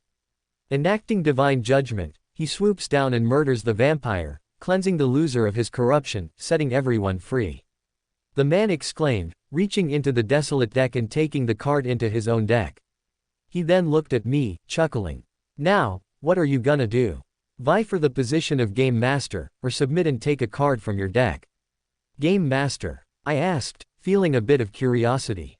This blimey fool doesn't know shit about this game, he commented, making the entire table laugh out loud. I don't trust an idiot to rule the decks, so just pick a damn card and put it down. My chest began to heat as the burning of my sigils intensified. In the edges of my mind, I could hear ravings and whisperings. I shook my head, attempting to lodge them out. My hands trembled slightly as I reached into the desk. A sudden surge of unexpected pride entered my being as I chuckled deeply, taking out a card from my deck. I placed it on the table, showing it to everyone. The card was white in color, with a few words scrawled in messy handwriting. "Your mother is a whore," was written on the face of the card. At this moment, I felt my blood run cold. Looking up at the man across from me, I saw his face visibly contort, filling to the brim with rage. "That's a rule card, and you use it to write slurs." Offense was evident in his tone. The unexpected pride I had felt diffused. I had only felt confident in having a good hand, not in calling his mother a slur. I didn't even know that card existed. I didn't write that. I abruptly scooted my chair back, moving to stand up. Before I could, a cold hand grabbed my thigh, applying a noticeable amount of pressure. The man beside me scowled at me, but his lips betrayed with a cold smile as he glanced at the game master. "He's trying to run, see this." With a sudden pull, the man grabbed my arm and laid it on the table. His hand clamped down on my wrist with enough pressure to cause immense pain. I cried out, wriggling and squirming in an attempt to let myself go. Kale watched from beside me, not making any movements. I watched in horror as the game master reached into their pocket, taking out a pipe and a lighter. "Wanna know why this game is called Hadesdeck?" Those words were like ice on my skin, making me freeze. I writhed and struggled more, pulling and pulling, but the man's grip was unrelenting. The game master lit the pipe and held it down against my wrist, pressing deeper and deeper into my flesh. Losers and cheaters get a little taste of hell. I immediately turned to Kale, tears pricking the corners of my eyes as I looked into his starkly indifferent expression. His gaze was more cold and calculated, his hands neatly clasped over his chest. He didn't seem to care that I was suffering. Suddenly, a tidal wave of anger rushed over me. With an abrupt, almost inhuman yell, I threw my head back, crashing into the nose of the man who held my wrist. With him disorientated, I grabbed the pipe that remained scalding on my wrist and tossed it aside, planting a fierce punch to the game master's face. The entire agency building habitually ducked under their tables, covering their heads. Everyone else at the table remained frozen. All eyes in the room were locked on me. Kale, who had remained silent the entire time, repeatedly clapped his hands together in slow applause. "That deserves a drink." Kale, who seemed unaffected by what had happened mere moments ago, snapped his fingers as everything turned illusory. Under the influence of spiritual invisibility, he conjured a strawberry beverage similar to the one I had drank when I first met him. I looked into the pink-colored drink, my expression numb. Instead of my stomach grumbling, it hurt, almost to an extremely painful extent. I extended my hand, pushing the drink away from me and sighing shakily. "You didn't help me." Hearing these words, Kale fell silent for a moment. He leaned back in his chair, prompting his feet onto the table, kicking the deck of cards to the ground. He smiled at me with some pride in his expression, balancing with a hint of ambiguous intention. "I wanted to see how you'd react, Isaac," Kale replied. "They burnt me with a pipe. They would have done worse if I didn't fight back like that." Countless thoughts and questions stirred through my mind, making my question countless things happening. I clenched my fists, slamming one on the table. "I know damn well you forced me into that situation, why?" Looking up at Kale with a pained expression, I felt moisture gather in the corners of my eyes. Kale, his gaze unreadable, sighed softly and replied in a quiet voice. "You want to be powerful to protect, correct?" Kale slowly wrapped his hand around my chin, pulling my head a little closer. "If you want to protect those close to you, act like your powers are actually powers, not something that holds you back." At this moment, Kale took a step back and scoffed, tucking his hands into his pockets. He looked me up and down again. "Can you recall how many times you've lost consciousness after drinking your potion?" I fell silent, entering a deep state of contemplation. "I have passed out, quite a lot actually. It was sometimes from exhaustion, exertion, or stress on my body or mind. I'd also pass out after seeing visions, waking up either on the floor or in my bed with Shinso sitting beside me. In fact, I passed out yesterday after having that strange vision with the man and deer, a vision that still troubles my thoughts and confuses me." As if sensing my current contemplation, Kale took a deep breath, crossing his arms over his chest. One of his gloved fingers wrapped against his bicep as he circled around me. "What you did back there wasn't evil, but survival. I knew what would happen. At Order 8 of the Apocalypse Pathway, your current order, one can see into the future, even if they're small and fleeting." Kale abruptly stopped, pushing me my strawberry drink, signaling for me to drink it. After you finish that, shall we pay your friends a visit, the ones who made you hire a bodyguard like me? My hand wrapped around the cold drink, bringing it to my lips. In a way, it did seem to ease the tension in my body, bringing me back from my nervous high. At the same time, I still felt a pit resonate within my stomach. After finishing my drink, I pushed the drink away and sighed, slowly standing up and regaining my equilibrium. I suddenly felt a small buzzing on my left wrist.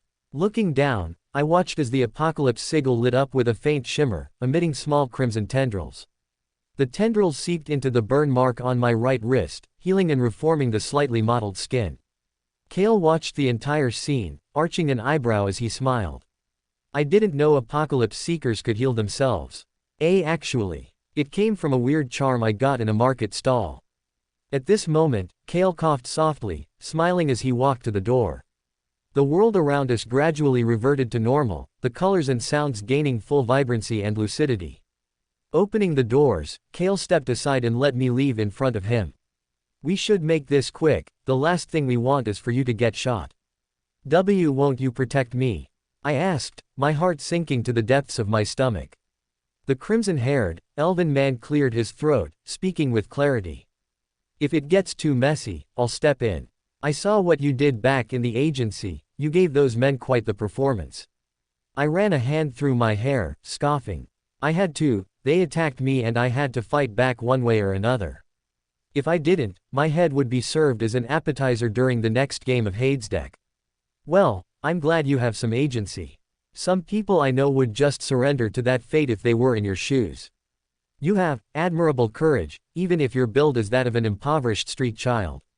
A low groan left my mouth, and my cheeks heated a little. That's the second time someone's called me skinny. Second, I thought that'd be the backhand of every interaction. Kale chuckled, tracing a finger along the contours of his pointed, elven ears. Well, I'm just glad it's not. But really, Kale reached out, grabbing my arm and lifting it above his head. The man's strength was surprising, as he also lifted me off the ground. We'll need you to bulk up a little if you are to make a difference in this world. Kale dropped me back to my feet, walking ahead. I suddenly saw crimson energy condense in his left hand, taking the form of an intricate dagger with patterns carved into the hilt of it. My eyes widened as I ran over, reaching out to cover his hands. Why you can't just walk around here with a weapon? Why do you need to use that anyway? Kale opened his large pockets, tucking the weapon inside it. You wanted to deal with your enemies, so I simply brought assistance. Assistance? That sounds like you want to murder them all. Is that what you want to do? Kale raised a brow. I shook my head furiously, my fists clenching at my sides. Of course not. They're these supremacist jerks that need to be handled. I was hoping you'd help me and turn them in on your own. Kale stopped in his tracks, leaning in closer to me. You want me to do your dirty work, turning in those ruffians to the pollinators for you. My cheeks flushed even more as I stepped back, gripping the edge of an empty market stall. You don't know about the requiters. Didn't the guy you connect me with know about them? Oh, those bastards. Kale huffed, stepping back and leaning against a wall. I've only heard stories about them. Allegedly they captured a heretic practicing demonic rituals to an evil existence, and he was tortured to death, only for his soul to be brought into another body, and the process would repeat itself over and over until they found satisfaction. My face paled. I had known about their abilities and profession, but this level of cruelty and malevolence was deeply contradictory to what I knew about the Mother Nature Church. Are you lying about all this? Kale raised his hands defensively. You could stab me in the neck and ask, but I'd never tell. That just sounds suspicious. The man with blood-red hair continued walking, urging me to continue beside him. Now, do you know the address? Why yeah, he said something about a Taveran place. Upon hearing this, Kale almost choked on his own spit. Taveran. I turned to face him, a rush of peculiarity hinting in my expression. Is something wrong with it? Kale shook his head, his cheeks heating a small amount. Taveran is a branch of adult pleasure facilities that branch throughout numerous continents. I'd only been to one in the Kachin Empire, and it's surely not a place they'd let a sack of bone and skin like you enter. Also, you're too young to even go near the building. After connecting a few dots, I began to have second thoughts regarding this entire ordeal. These supremacists, the ones who wanted me dead, wanted me to come to an adult building and do things to me. Everyone there would either be too high on some drug, too busy lovemaking, or drunk to realize anything happening. In fact, I'm sure I could be burnt alive in the middle of the lobby and they'd keep on getting each other pregnant. Of course, I'm too young to go there. No one would notice me, I'm too small. They could take me to the bathroom and torture me or something. That's why I'm your bodyguard, Kale replied, a small smirk tearing at the corners of his lips. Though, if I stop to get myself a beverage, don't blame me. After all, even demigods need to get drunk. The burdens of the world can be far too much for the average looker to handle. No, you're not getting drunk. You're supposed to be making sure I don't get murdered. All right, fine, Kale huffed, crossing his arms. Just then, he looked at me again, his serpentine smile returning. Can I at least get a shot? No alcohol. If there's water, don't drink that either. It could be laced with something. Since when were you so knowledgeable about your surroundings and all the ways one could kill you? I don't know, I guess I've always been that way. In the depths of the small, dimly lit lab, Padre, now clad in loose pajamas and a protective apron, continued his operations on the strand of hair lying on the metallic operational sheet. His goggles were lowered over his eyes, his tongue out in focus as a few beams of sweat coursed down his broad forehead. Wiping away some of the moisture, Padre continued his operations. When he first analyzed the hair a few hours ago, it exhibited supernatural effects under certain conditions. Padre had begun working when it was dark outside. Now, he could tell it was the early evening. He had only taken small power naps for the most part, his soft clothing making the process a little easier. At this moment, Padre heard a knock on the door. His body tensed for a moment, but he gathered himself, walking over to the door and opening it. He saw a tall man with curly black hair, a lean build, and stubble on his chin, Captain Silas.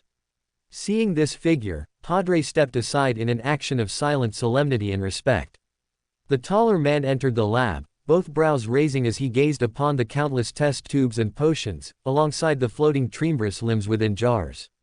He remained silent for a moment before looking back at the white-haired boy, sighing. "You've been working for a while, aren't you tired?" He asked the question not out of concern, but for another reason Padre couldn't immediately decipher. Padre walked back over to the operational table, placing the metallic tray under a microscope-like device, analyzing this sample closely.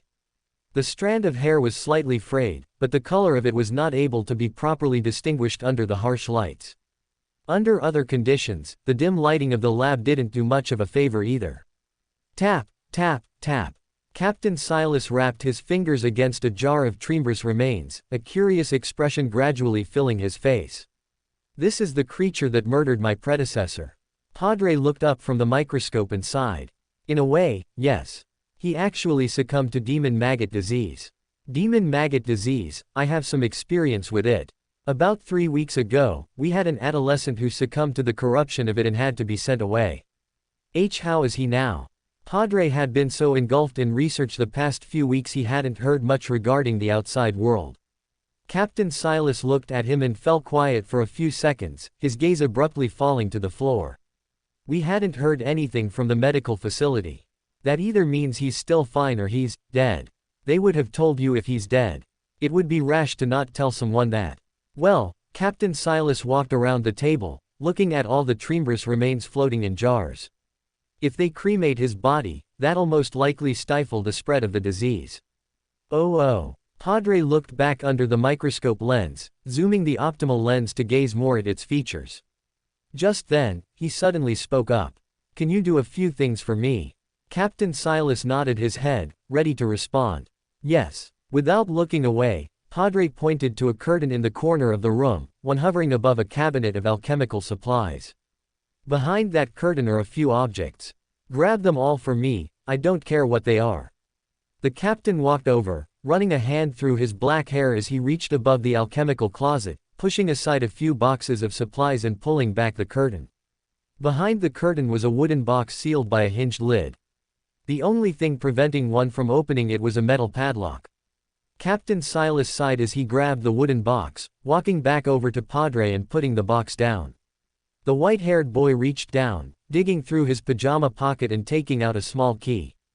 He slid it into the lock and twisted it, unlocking the box. The padlock fell onto the wooden table as Padre opened the box, revealing the items inside. Captain Silas looked inside too, gazing upon the miscellaneous artifacts. I believe I've fulfilled certain conditions. Now, I can use this little machine to dive deeper into the composition of this hair and its molecular data. The small object looked like a cube and a pyramid mixed into one. He put it on the desk, pushing a few items aside. At this moment, Captain Silas cleared his throat. Why is that object locked up? Padre didn't answer for a few moments, opening the small artifact and putting the strand of hair inside. After closing it again, the pyramid began to buzz and pulse with green energy. It's a powerful relic of the Mother Nature Church. Due to my status within this organization, I'm allowed to use it. While powerful, it also promotes certain dangers. I heard a story about an alchemist who used their own hair with this, and it told them how and when they were going to die. When they learned that information, they lost control on the spot, turning into a heap of flesh. And they just let you use that? Captain Silas asked with a little worry in his voice. Padre sighed, nodding. Only when necessary. They trust me with this object, and they know when I should use it. Just then, Captain Silas had a question. Well, we were working to capture a duo of criminals for almost a decade, and we only found the culprits recently. If we managed to collect their DNA, this process could have gone a lot smoother with that gadget. Well, I don't exactly think that. How long have you been the new captain of the pollinators for? 2 or 3 weeks. 3 weeks. The captain lost control before the second to closest blood moon. Well, the blood moon was early this month, Padre said with a chuckle. At this moment, the small pyramid machine lit up with a green light, its mechanical folds unfurling to reveal the strand of hair. It was tied into a small ball, and within the small knot, they saw a pulsing, crimson light that exuded an aura of corruption. Padre, being an Order 8 of the Vitality Pathway, was able to resist the corruption and take out the knotted hair. The ball of hair suddenly contorted, growing and shrinking rapidly to form another object. In their ears, Padre and Captain Silas suddenly heard illusory ravings and screams, the screaming of demons, wraiths, and other undead creatures. A malevolent surge of crimson and black energy gathered into a sphere, the sphere abruptly transforming into a sheet of paper. On the piece of paper were a few lines of identification criteria. Padre, feeling a surge of excitement and trepidation, took the paper and began to read. Hair owner, Isaac. Age, 15. Current location, headed to Tavarans. The paper in Padre's hands suddenly turned ink black, seeping with corruptive energy. In the blink of an eye, it diffused into an amalgamation of dark energy. Isaac. Captain Silas repeated the name under his breath. After a second or two, his eyes widened as he felt a surge of shock. It was the same boy who had demon maggot disease. He ran to the door, looking back at Padre. I'll assemble a division to apprehend him. Stay here and purify yourself, you've come into contact with corruptive energy. Kale and I stopped in front of the building. It had countless floors, and through the windows I saw flashing, multicolored lights. I didn't know Victorian-era technology was able to produce lights of different colors. In the past month I've been here, I had only seen white, orange, and yellow lights emitting from street lamps, kerosene-powered lamps, and lanterns. The crimson-haired man walked to the entrance, looking through the window. He remained still for a moment, watching the lewd actions happening inside. His face flushed a little as he turned to me. Perhaps, I should make you a blindfold. Based on his expression, I could tell that even Kale was flustered by what was happening outside. I gathered myself, sighing softly. I would, but how would we find who we're looking for? I looked the building up and down, sighing softly. After all, it's massive. Kale adjusted his collar and smirked. At this moment, he pointed to the top floor. After a small psychological analysis, I determined they're up there. You just read my mind, just like that. I cocked my head, feeling a little nervous. It's an ability generalized among seekers. They can peer into others' minds, but certain mental protections can prevent it from happening. All right. Kale opened his palm, crimson flames condensing to form a black leather blindfold. It was laced with intricate crimson patterns. He tossed it to me, and I wrapped it around my forehead, not yet pulling it down so I could see in front of me. Just then, I smelt something a little sour from the blindfold. This smells weird. Kale's face flushed violently as he cleared his throat, looking away. I couldn't make a new blindfold, so I used one of mine. Gross. I unwrapped it, tossing it aside. I'll just cover my eyes. As we approached the door, one of the security guards, a bulky man with a mustache, stopped me mid-step by extending his arm in front of the door. Glaring down at me, he lowered his spectacles and raised an eyebrow. Are you lost, son? No, he's right where he needs to be. Kale walked over, smiling at the guard situated by the door. I don't believe that for a minute. This is an adults-only building, and he clearly isn't an adult. The crimson-haired man took another step closer, parting his hair as he met the gaze of the guard. You will let him in, right? At this moment, the eyes of the guard flashed with crimson, and his movements became sluggish and lanky. He stepped aside, speaking in an almost robotic tone. He may proceed. I watched the guard for a few moments, noticing that his condition seemed to mirror one who'd succumbed to Shinso's brainwashing. I suddenly turned to Kale. What did you do to him? Kale's smile twitched on the edges, adjusting his collar again as he looked down at me. He wouldn't have cooperated either way.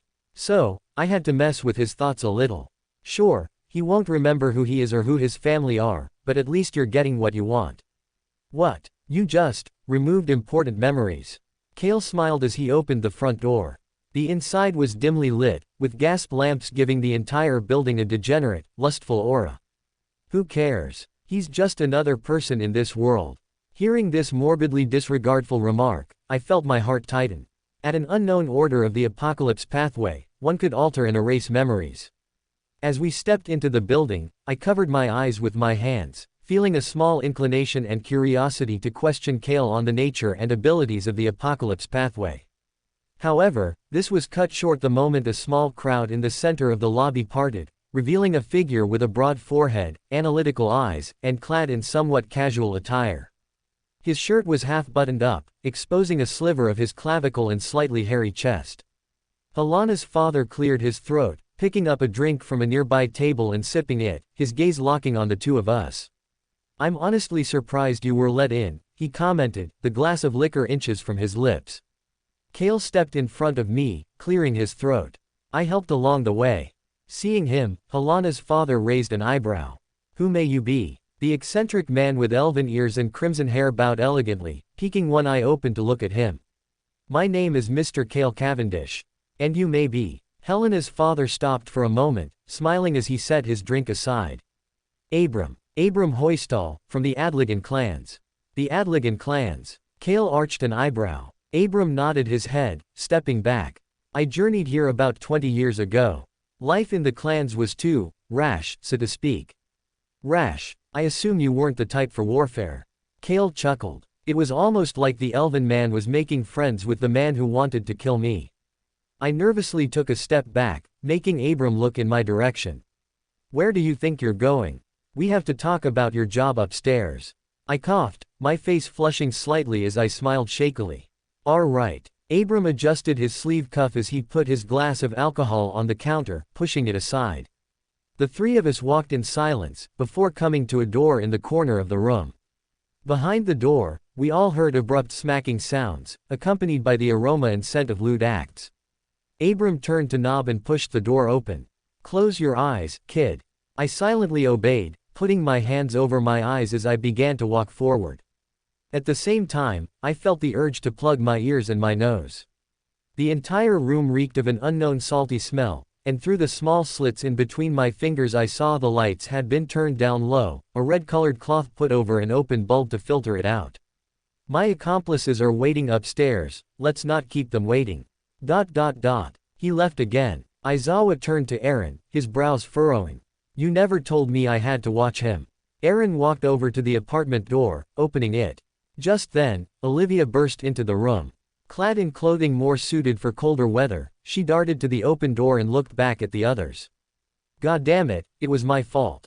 Your fault. Aizawa approached Olivia, his voice dropping a little. For some reason, after I told him a raven had delivered about his status, he left the apartment building without saying anything.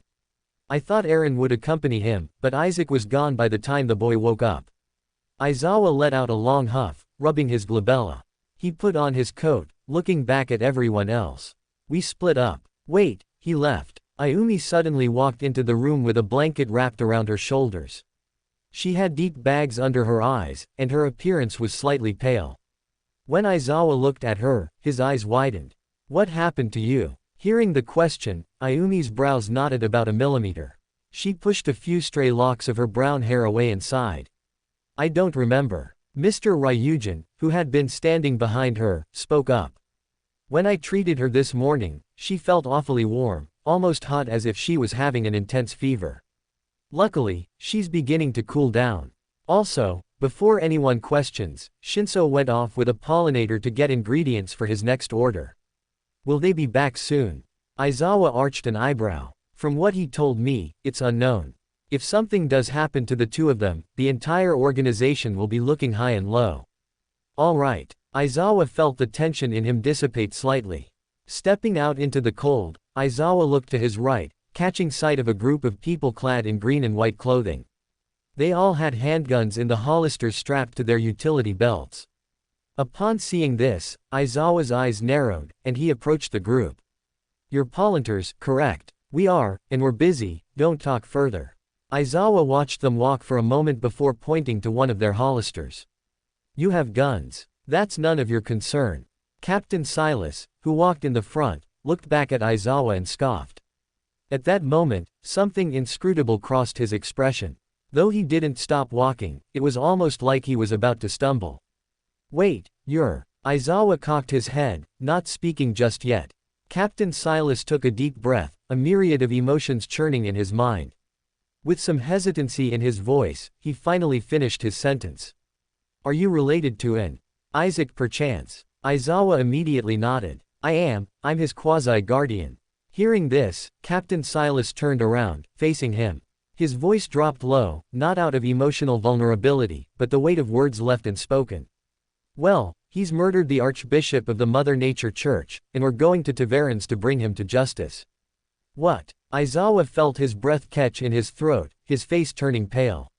What possible evidence do you have to back that? One of our alchemists studied a hair found at the scene of the crime, it belonged to him. No, he wouldn't do that.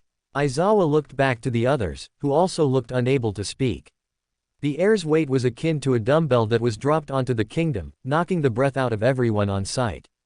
Olivia ran over to Aizawa, taking him by the hand and walking forward. We're going to. Isaac couldn't have possibly murdered anyone, he's not like that. Captain Silas turned to look at Aaron, scoffing. Aren't you friends with two criminals who also looked like they wouldn't do anything bad? The older man fell silent, looking down to the ground. His fists clenched at his sides, turning the wrinkled skin of his hands taut and pale from strain. Looking back up at the pollinator, Aaron's neck veins bulged as he stormed over. Aaron, what are you doing? Don't talk bad about my friends like that. With a swing, Aaron's fist soared through the air, barely missing Captain Silas's face. The curly-haired man quickly retaliated, pinning both of Aaron's arms above his head, looking him up and down. He then looked to Olivia, Mr. Ryujin, Ayumi, and Aizawa. Captain Silas rudely tossed the man back, his body landing in the snow-covered sidewalk. We have business to attend to, you've disrupted us long enough. Without saying anything else, the group of pollinators left the scene. Olivia quickly let go of Aizawa's hand, rushing over and helping Aaron to his feet. Are you in pain? She asked. Aaron shook his head. No, I'm not, but thank you, he replied with a trembling voice, rubbing the back of his head. That has to be a minor concussion, I'll take you to the nearest medical facility for treatment. You don't have to. I insist. As the duo began walking away, Aizawa suddenly spoke up. You're not coming. Olivia turned around, her bluish-gray eyes flickering in the setting sun. I know Isaac's not a murderer, that's all the proof I need. Did something happen? A voice called behind them. Aizawa turned around, catching sight of Oboro, Catherine, and Carter running to the scene. Oboro immediately approached Aaron, while Catherine and Carter began to interrogate Aizawa. After he gave all the details, the couple's faces paled. No, he couldn't. Aizawa shook his head. The pollinators are fighting with fire they don't know how to tame. We all need to help him, the kid needs us. Shinso needs him. In the corner of his eye, Aizawa suddenly saw a figure emerge from the darkness of an alleyway. Clad in a white and purple robe, his black hair tied into a messy bun, Aizawa's spiritual projection. He took a step forward, before ascending into the air and floating over to Aizawa. "We have some things to discuss." The spiritual projection's words sent a rush of anger through Aizawa, making him clench his fists. "At a time like now, I have a kid of mine to save." The spiritual projection of Aizawa took a step back, looking around. At this moment, the area around them began to change. Below his feet, the snow-covered cobblestone streets dissipated, replacing themselves with marble floors. Pillars shot from the ground, and the oriel window above him quickly manifested. Now that they were in Aizawa's mindscape, the man crossed his arms looking down. "Did you really bring me up here just now? To everyone else I just mysteriously disappeared." The other Aizawa shook his head, smiling. "To the others, you have disappeared, but they're under the influence that you never left, they're mentally confused until you descend again." "Oh." Aizawa fell silent, running a hand through his hair. Just then, he asked a question. "What do you need to talk about?" "I have an organization looking to arrest a kid I know." "Well, about the organization." Aizawa's spirit body smiled even brighter. "What about them?" The other man clad in purple and white robes took a deep breath, stepping back. "The pollinators who want to arrest and execute your friend are very dangerous, your friends can't take them out. I mean, they all have firearms, it was obvious from the beginning." The other Aizawa clicked his tongue. "Exactly. The only seekers in your group, Ayumi and Shinso, were either off somewhere else or in critical condition." Aizawa recalled their statuses. Shinso was out with a pollinator, while Ayumi was ill. At this moment, Aizawa seemed to catch the drift of his variant, looking up at him. "You want me to go to the cathedral and steal a potion, don't you? There's no time for that. What I need you to do is just trust your instincts. After all, you're very keen and survivalist, right?" Hearing those words, Aizawa groaned. "You want me to trust my instincts against opponents wielding guns? They don't have quirks, so I can't nullify them, and I don't have my binding cloth." "You do, you just have to trust your instincts. Again with that stuff. I know my instincts are keen, but why would I trust myself to have an object stranded in an alternate reality?" The other Aizawa drifted a little closer, flipping upside down and gazing at his counterpart. "In this world, instinct is a driving force for survival. Under normal circumstances, survival of the fittest is the best term to describe it. But now, survival of the smartest would benefit this situation." At this moment, Aizawa watched as illusory strands of white and purple energy descended from nowhere, taking the form of something long and thin, reminiscent of a rolled-out piece of toilet paper. It was flexible, made of a durable cloth suitable for fighting. It was none other than Aizawa's binding cloth, in spiritual form. "What? How did?" Aizawa was cut short when his spiritual body pointed down at the object, which began to squirm and writhe. Suddenly, countless pairs of eyes protruded from the cloth, gazing directly at Aizawa. An illusory, layered, and complicated voice sounded in his mind. "You're my master, aren't you?" "What?" Aizawa asked, his voice filled with puzzlement. His brows furrowed as he kneeled, picking up the illusory cloth with one hand. "I'm your spiritual creature. Spirit creature, like Isaac's." The cloth blinked its eyes. "The only difference is that I can be used in the real world, and I can change my appearance as such. For your convenience, I took the form of this binding cloth." "That's nice of you."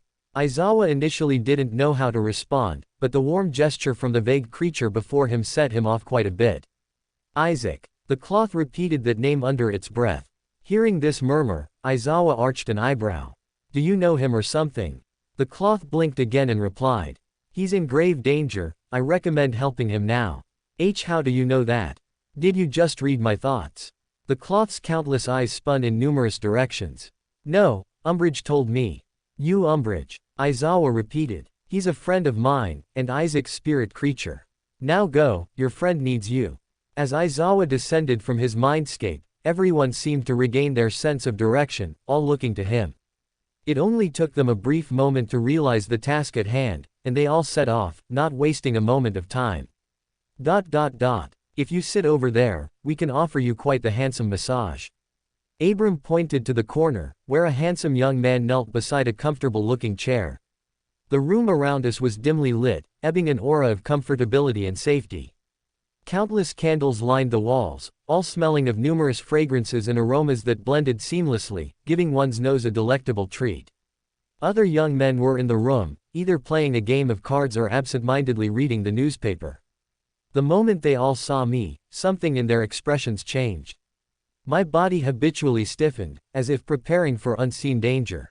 The sigil on my forehead burnt ever so slightly, barely radiating any light.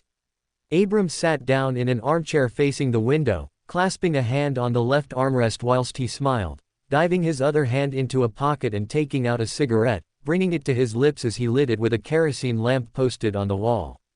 The eccentric man remained silent, puffing a small stream of smoke into the air before speaking in a low voice. "We'll need to lock the door, this interaction is to be heavily monitored." Two of the men in the room silently stood up, making their way to the wooden door and locking it. Now that no one could enter the room on the top floor, Abram peeked over the head of the chair and smiled, his eyes glinting in the dim lighting of the crimson moon that began to peek over the mountains. "This job is something I trust few people with, that's what makes it so special. Ever so often, we need someone to inspect the chimney of this building." Hearing this proposition, I felt my stomach knot slightly. But you don't own this building." Abram nodded his head. "But shouldn't a good neighbor be there for anyone who needs help? Me and my friends are helpers, we want to make this kingdom a better place. By cleaning chimneys." I arched an eyebrow. In the corner of my eyes, I saw Cale's hand slowly moving inch by inch into his jacket, to the pocket that kept the gun inside. A slow, clammy sweat slowly ran down my brow as my seemingly confident smile twitched. I wanted to make myself look bigger, but the sheer presence of men in this room, men who could tear me to shreds with a pinky finger, made any positive emotions crumble like a century-old document. Abram abruptly stood up from his chair, smiling as he nodded his head. "Indeed. Perhaps." He took a hold of the horns on my head. "You can use these little things to help scrape the grime in between the bricks. Please don't touch those." Cale, who had remained silent for the most part, spoke up. His crimson eyes pierced into Abram's, reflecting the light of the crimson moon within them. "Oh, my apologies." The man let go of my horns, taking a step back as he raised his arms in mock defensiveness. Suddenly, Cale leaned in closer, whispering in my ear, "If you're not an idiot, you'd know this bastard is tricking you. If he really is a supremacist, he'd chuck you down the chute and watch you burn to a crisp." I felt my hands turn icy and numb as a cold chill ran over me. Cale and I watched as Abram approached a small doorway in the corner of the room. It was square in shape, with a handle jutting out from the wooden frame. When he opened it, all I saw was a dark tunnel that led upwards. The man turned to me, smiling as he stepped aside, revealing countless tools I could use. Among them was a metallic object with a small, pointed end. Its handle was made of rusted metal, a testament to its long line of usage. Beside it was another tool, a small knife-like object with an almost round blade. Its hilt had a hook at the end of it so one could strap it to a utility belt. The last tool was larger than the others, it was a small, dust-covered brush and pan. I could tell it was used for gathering dust and disposing of it. Just then, a thought crossed my mind. I couldn't help but laugh internally. These men took me for a fool. Even if Cale had already told me about Abram's intentions, the myriad of tools before me had no correlation to the current job I was assigned to. Why would I need a duster and a pan if all the dust would fall down, being incinerated by the flames below?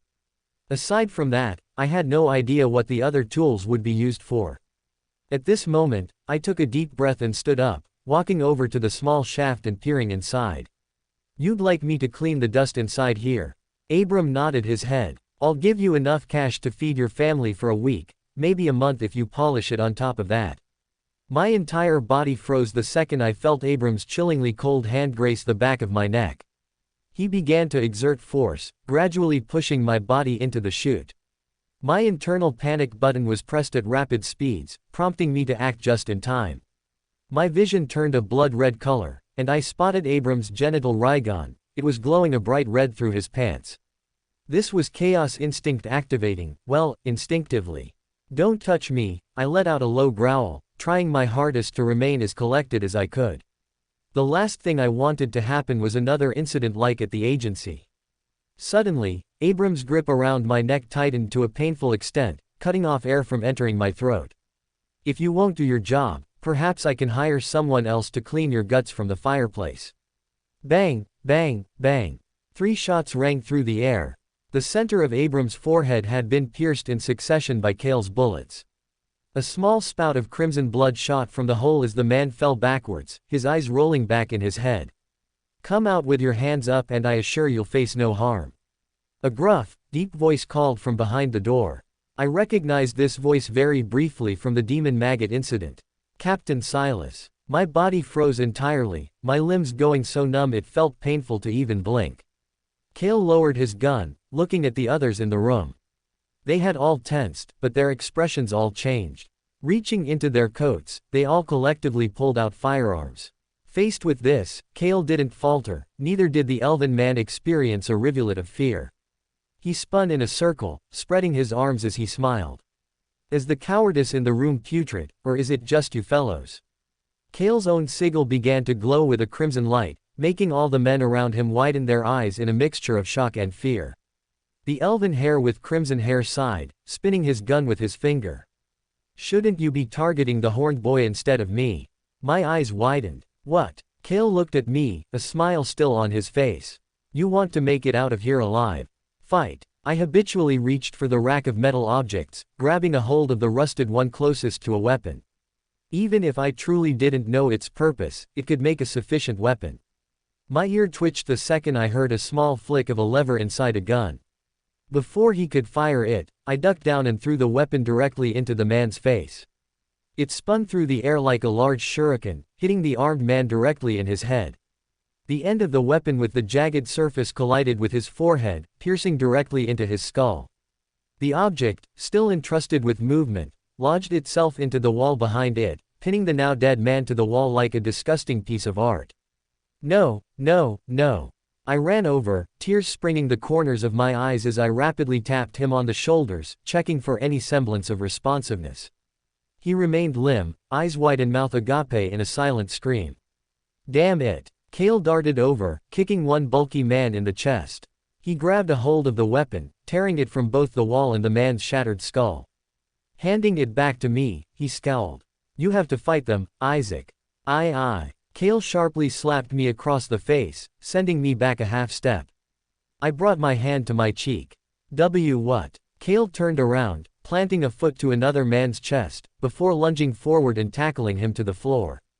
With the man on the floor beneath him, Cale placed his left hand in the center of the man's forehead.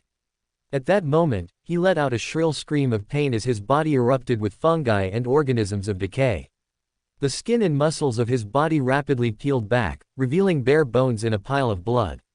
Fight, you imbecile. Cale's left leg jutted out, kicking another guard in the face, followed by an abrupt leg sweep that sent him to the ground.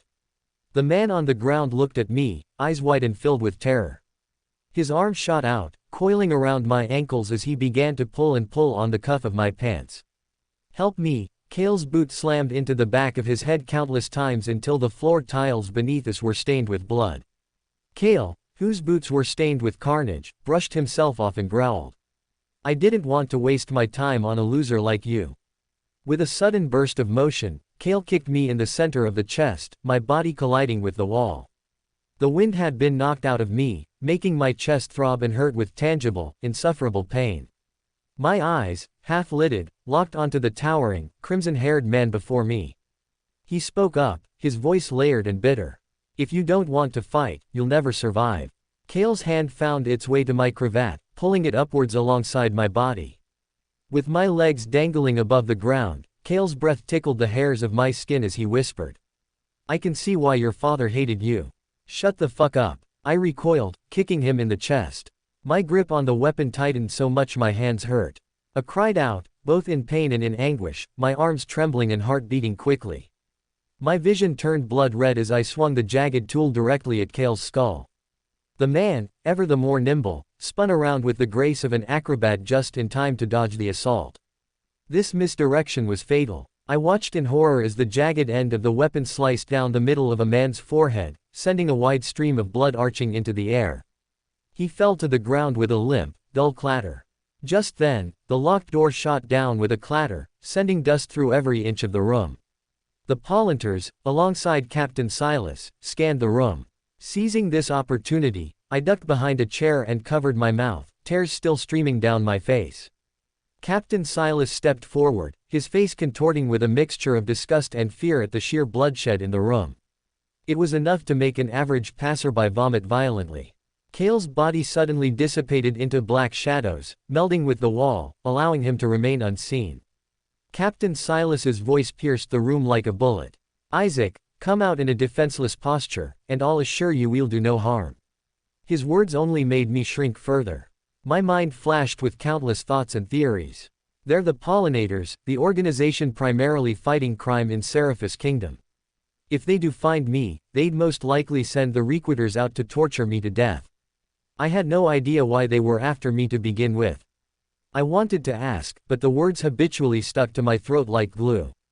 Aizawa, Mr. Ryujin, Catherine, and Carter burst into the downstairs level of Tavarans, their expressions collectively scanning the dimly lit room. They paid no heed to the depravity on the floor, as it was the least of their concerns. Aizawa's breath tightened when he saw the open door in the corner, running over to it. He looked back at the others and nodded. "Catherine, Carter, find Isaac and help him. Tatsama, help me dispose of them if the situation escalates." "All right." They all nodded their heads in unison. The tip of Mr. Ryujin's tail ignited with azure blue flames as he darted forward into the room, leaping through it with the agility of a lion and stealth of a tiger. Ascending up the countless floors of the building, he weaved and ducked through the different areas of pleasure, his face flushing slightly at the sheer unadulterated stench of the building. Catherine and Carter ran beside Aizawa. Under normal circumstances, Catherine and Carter would be involved with Mr. Ryujin's fighting, but due to their lack of abilities from the Pollinators' suppression, they had to resort to a more logical plan that would deter the chances of getting shot the most.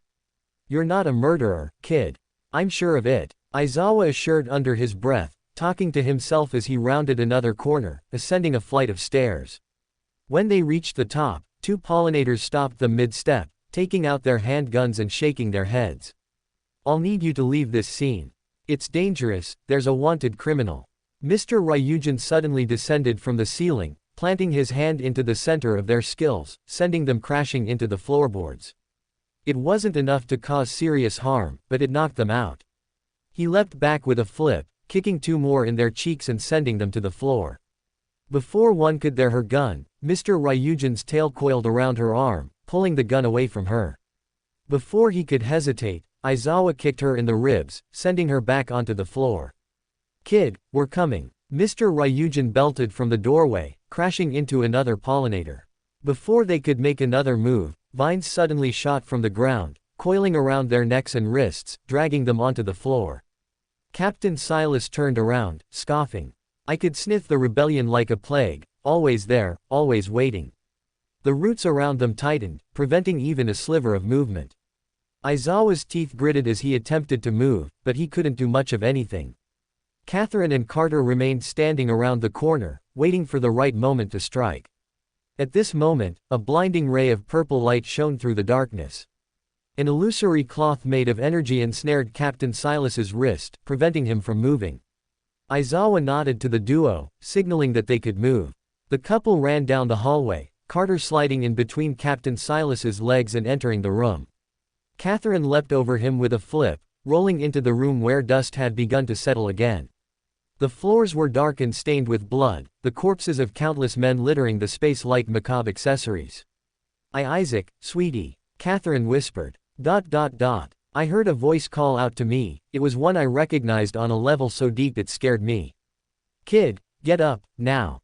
It was my father. He was barking orders at me like a commander. I covered my ears, the sheer pain of hearing his voice again sending tremors through my entire body. Shut up, I cried out, tears continually running down my face. At this moment, the chair behind me was moved away, revealing a figure towering over me. He has short brown hair, dark-colored eyes, and has gray skin and a pair of sharp teeth. My father. Oddly, he extended both his arms and put them around my shoulder, pulling me into an embrace. His tongue darted out, licking the crevice of my ear as he whispered under his breath. "Look at you, thinking you could get rid of the person you really are." His hand slowly trailed up and down my back, tracing every contour and crevice that made me shiver. My body trembled, and my fists clenched with a rage so primal I couldn't bear to contain it. I buried you in my mind. You can't be here now. I barked, prying him off of me. With a sudden thrust, I punched him across the face. My father didn't move, his eyes remaining locked on my trembling form. He suddenly broke out into laughter. You actually thought I was easy to get rid of. My father's body began to ripple and pulse as if made of liquid. What is this? I stumbled back. Within the ripples, I suddenly saw Catherine. She was bleeding from her lip, holding her cheek in the spot where I had punched my father. Just then it dawned on me, it was an illusion. See Catherine. My ears began to ring, my vision turning black around the edges. My hands trembled uncontrollably and I couldn't stop them. My heart pounded so loudly in my ears I swore it had transformed into a pounding drum. My knees buckled, but I tried my hardest to keep them upright. Catherine remained silent, wide-eyed as she gazed at me. Isaac, what? At this moment, I fully registered my appearance. I was covered head to toe in blood, the liquid in my hair and staining my hands and outfit. The weapon I had used to kill 2 of the men was lying beside me, stained with the evidence of my act. Aizawa stormed into the room, his breath catching in his throat as he bored at the carnage. No, Isaac, don't tell me. Aizawa sputtered out, his hands trembling at his sides. I locked my gaze onto the man, noticing how he looked at me like I had 3 heads. I abruptly stood up, backing away as tears continued to run down my face. Just then, a voice sounded in my head, Kales.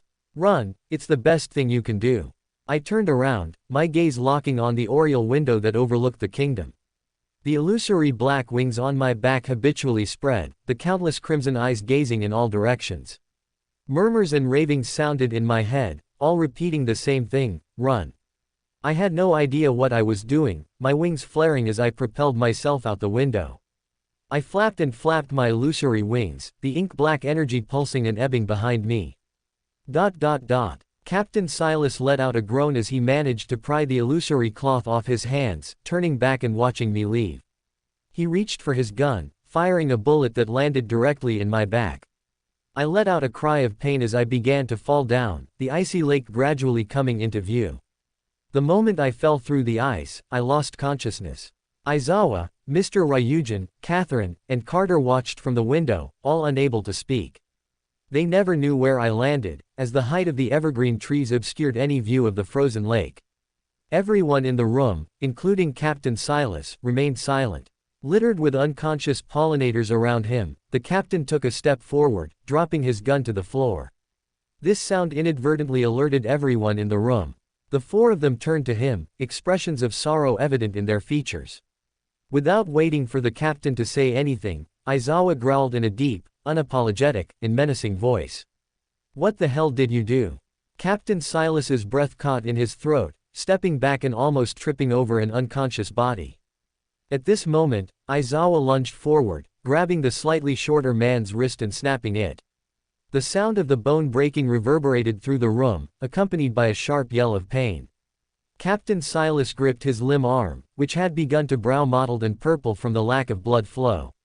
I did what was necessary, he was a criminal. A quick punch from Aizawa sent the man's head to the floor, throbbing in pain as it came into direct contact with the hardwood floor.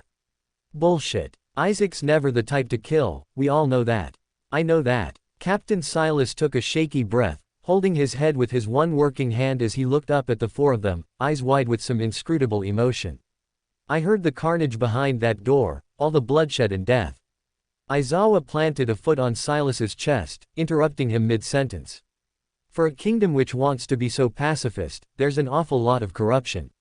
He knelt, exerting more force onto the captain's chest. Captain Silas's breathing came out jagged and raspy, exhausted spurts of mottled, strained breath. Aizawa's lips were inches from Silas as he whispered. In the individuals who want to protect everyone. Just then, the captain's eyes widened as he sputtered with much difficulty. Are you going to kill me? Aizawa shook his head, removing his foot from the latter's chest. Taking a step back, he watched as Captain Silas struggled to his feet. The man slowly and painfully brushed himself off, his expression all the more vigilant and cautious. yet laced with a subtle understanding. Every individual in this room was unpredictable as they were ordinary. No. Aizawa finally answered his question. But, of course, we'd need to take action. Aizawa looked back at Catherine, Carter, and Mr. Ryujin, nodding his head. We'll take him back to the cathedral, then we can arrange a search party. Everyone remained silent, but they nodded in complacent understanding. Even with this unanimous agreement, an ode of teamwork that would have lightened the atmosphere by a margin, the implications of what had happened just minutes ago remained omnipresent like an overseeing entity. Now tell us how to access the underground section you mentioned. Aizawa, who had used his spiritual binding cloth to restrain Silas, gazed at the man while awaiting his answer. The captain said nothing, slowly taking a step forward to the altar. I'll need my hands for this. Aizawa nodded, releasing the grip of the weapon. The countless eyes on the binding cloth all closed in unison, as if restraining something was the only thing keeping them awake. The four of them watched as Silas's hands moved across the intricate patterns of the altar, his fingers weaving and tracing every crevice like an intimate lover's touch. Gradually the stone beside the altar began to shift and slide into itself, revealing a passageway that descended into darkness. On either side of this dimly lit passage were torches that illuminated one after another. Aizawa, Mr. Ryujin, Catherine, and Carter all walked down the flight of stone stairs. Countless lanterns and lights flickered on, revealing tables of medical equipment, research scrawled in dust-covered journals, and potted plants with rows of viscous, razor-sharp teeth. A door suddenly opened, and a woman with black hair tied into a messy bun walked out. Upon seeing the captain restrained, she immediately questioned the four people. What is the meaning of this? Mr. Ryujin took the initiative, stepping forward. He said he brought together a team to arrest one of our friends for a crime we're sure he didn't commit. Even while saying this, Mr. Ryujin, Catherine, and Carter still had doubts. They had seen the blood on the boy's hands as he fled through the window. The weapon beside him was covered in blood. Even amidst these doubts and layered speculation, they still clung to the hope inside them.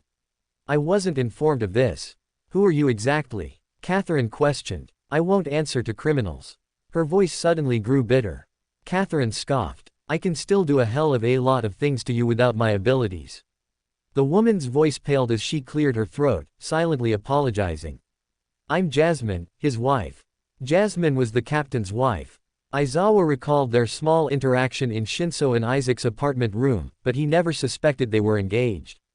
Of all things, Silas looked like the more controlling one, making him doubt any true feelings to begin with. You're his wife. Wouldn't he have informed you of this matter? Isn't dealing with criminals a dangerous task, even for a pollinator? Carter interjected. Upon realizing he had used the label of criminal, he was too late to apologize. Catherine elbowed him in the ribs before he could say anything. Anyways, we came here to plead against these accusations and assemble a search team. We don't exactly know if he's dead or alive, but perhaps we can gather clues for other situations. Hearing this, Jasmine's eyes narrowed. You're defending a criminal. Aizawa shook his head. I'm defending a student, a kid of mine. He suddenly pointed down the hallway, his voice gaining a commanding edge. Treat your husband and assemble a search team. I believe he fell into the frozen lake, Mr. Ryujin announced. He was the only one aside from Shinso and Isaac to go to the frozen lake. He could guarantee that the boy had fallen onto or into the lake because it's the area where the trees cleared and parted, making way for the frozen body of water. You assume he's still alive after falling into a frozen lake. Even as a seeker, he'd surely die from hypothermia, unless he's on a certain pathway. What pathways? Aizawa immediately perked up, handing Silas to Jasmine. I'll hand you corresponding information after we conduct the search. For now, head to the lake and wait for further instruction when my search team arrives. Yes, ma'am. Aizawa nodded, looking back at the others. Without wasting a moment, they headed up the stairs and ran out the cathedral, beelining to the clearing of evergreen trees. The low rumbling beneath me awoke me from a gaudy and hazy dream. I don't remember what I was dreaming about or what happened, but the drastically different environment ripped all previous thoughts from my brain. I looked to my left. Through the small window I could see an endless line of evergreen trees. To my right through the other window, the sight wasn't all that different. I let out a low groan as I sat up, the pain in my back making me wince and lean back down. I was stripped of my clothing, now entirely naked with a blanket around me. The area where the bullet had pierced my back was wrapped in bandages, with a noticeable red spot that leaked to my shoulders. There must have been a lot of blood for the wound to have such gnarly repercussions. My heart nearly jumped out of my chest the moment I saw the Umbridge sitting in this small vehicle beside me. The vehicle had a small, homey interior, made entirely of food. A lantern was lit in the corner, and I was lying on a bed. The blanket around me was made of an animal hide, but I didn't know what animal it was, nor did I care. I sighed softly, a sudden wave of sadness crashing over me as I leaned back in bed. They all think I'm dead, don't they? The Umbridge, clad in their black illusory cloak, replied in their layered and illusory voice. I don't know yet, but knowing your friends, they wouldn't be hasty to give up hope. They most likely think you are. A voice suddenly sounded from outside the vehicle. When I peeked through the small window, I saw Cale in the front seat, driving us down a road that led through the dark forest around us. He was whistling to himself, as if the incident that happened seemingly hours ago didn't affect his current condition. We need to go back, I cried, trying to stand up again. I stumbled forward, barely able to catch myself as I plummeted to the floor, crying out in shock and pain as the wound on my back echoed like a bad aftertaste. Cale stopped whistling and looked back, scoffing. You'd be hunted and killed.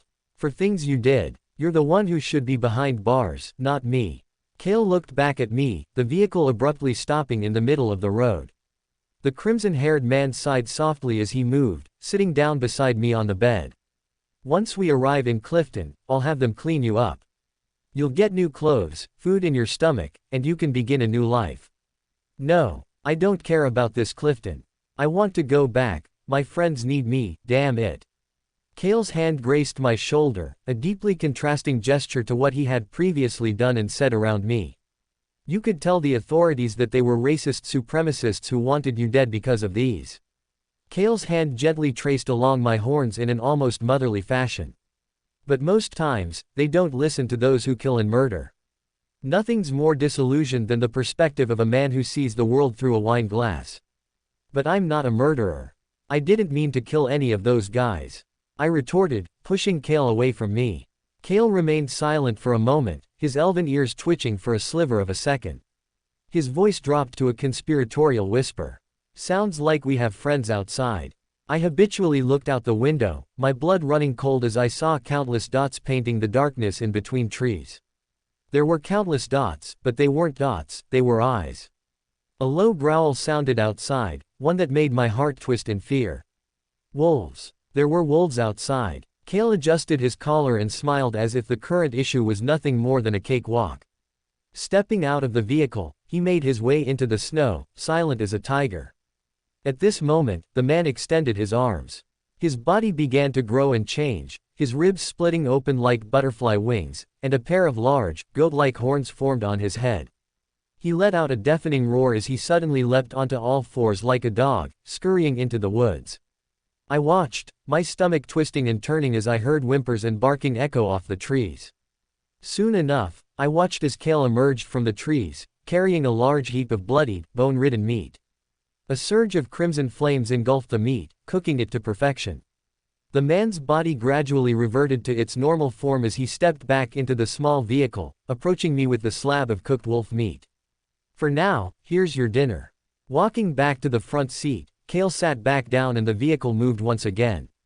Now that I noticed it, no horses drove this vehicle forward, leaving me deeply confused. How are you driving this? I asked. Cale replied with a smile.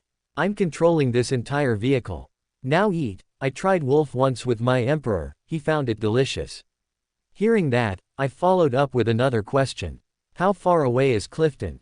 We'll be there in about 2 hours. I just felt like you could use the snack. Snack. This could feed a damn family. I looked at the wolf meat sitting on the floor. And it's quite dirty now that it's on the floor. Just eat the part that's not on the ground, Cale replied with indifference. I would have liked a plate. I grumbled. How would I even begin? The crimson-haired man complained under his breath as he waved his hands. I watched as a plate, fork, and a cup of water materialized before me. Tea, thank you, I replied, a little ashamed of my past complaining. You're welcome, dumpster boy, Kale replied. The four of them were granted access to pass by the Kachinese border garrison, allowing them closer access to the lake. Aizawa, Mr. Ryujin, Catherine, and Carter made their way through the forest, stepping through the snow that piled to their knees. In the crimson moonlight, they could all see the reflection of the ice, bathed with a blood-red glow. Aizawa, whilst cautious and vigilant, also exhibited great concern as he moved forward, approaching the edge of the lake before signaling to the others to stop. They said, "Stay here, the search patrol will be here shortly." Even whilst he wasn't permitted to move, he still scanned the area of the lake with what the crimson moon offered him. The ice was foggy and untouched for the most part. Using his left hand, he filtered out the moonlight to scan the lake better. "See anything?" Mr. Ryujin chimed in. Aizawa remained silent, eyes narrowed in palpable focus. Catherine and Carter remained still, but they too were scanning the lake. Just then, illusory purple energy coiled around Aizawa's neck and shoulders, taking the form of the spiritual binding cloth. Upon seeing this, everyone's eyes widened. "I saw you use that at Tavaran's, but I never had the chance to ask," Catherine said as she gazed at the cloth. "I don't know why it's reacting now." At this moment, the cloth began to harshly tug and pull in the direction of the lake, keeping an unyielding hold on Aizawa's neck. Aizawa planted his feet in the snow, pulling his heels back in an attempt to stifle this. "We're not moving onto the lake, we could fall through." Aizawa gritted his teeth, pulling the cloth back with enough force to send himself back too. He landed in the snow and let out a groan, the cloth falling limp at his side, its countless eyes closing as if falling asleep. "Why'd you react like that?" Aizawa held the cloth, asking it a question. "Are you all right?" Catherine quickly made her way over, reaching out a hand and helping him to his feet. Just then, she glanced at the cloth in his arms. "What is this?" Aizawa's cheeks flushed a small amount as he rubbed the back of his neck. "Last night I had an encounter with my own spirit body. Before our operation, it bestowed me with this new binding cloth, saying it's my spirit creature." Spirit creature. Upon hearing this, Catherine's brows furrowed slightly. She looked back to Carter, scoffing. "Did you give him the extra potion?" The freckled man shook his head immediately, raising his hands. "I'd never." "Then why do you have a spirit creature if you hadn't ingested a potion?" I had a dream last night," Aizawa recalled. He fell silent for a moment, the edges of his eyes glistening slightly. "It must have been some kind of warning, because I saw Shinso, Ayumi, and Isaac, were all dead." "A warning?" Catherine's voice softened as she rubbed her chin. Just then, her eyes widened slightly. "I was once told as a child that dreams are warnings of things to come, and often the representation of our biggest fears." Hearing this, Aizawa was suddenly puzzled.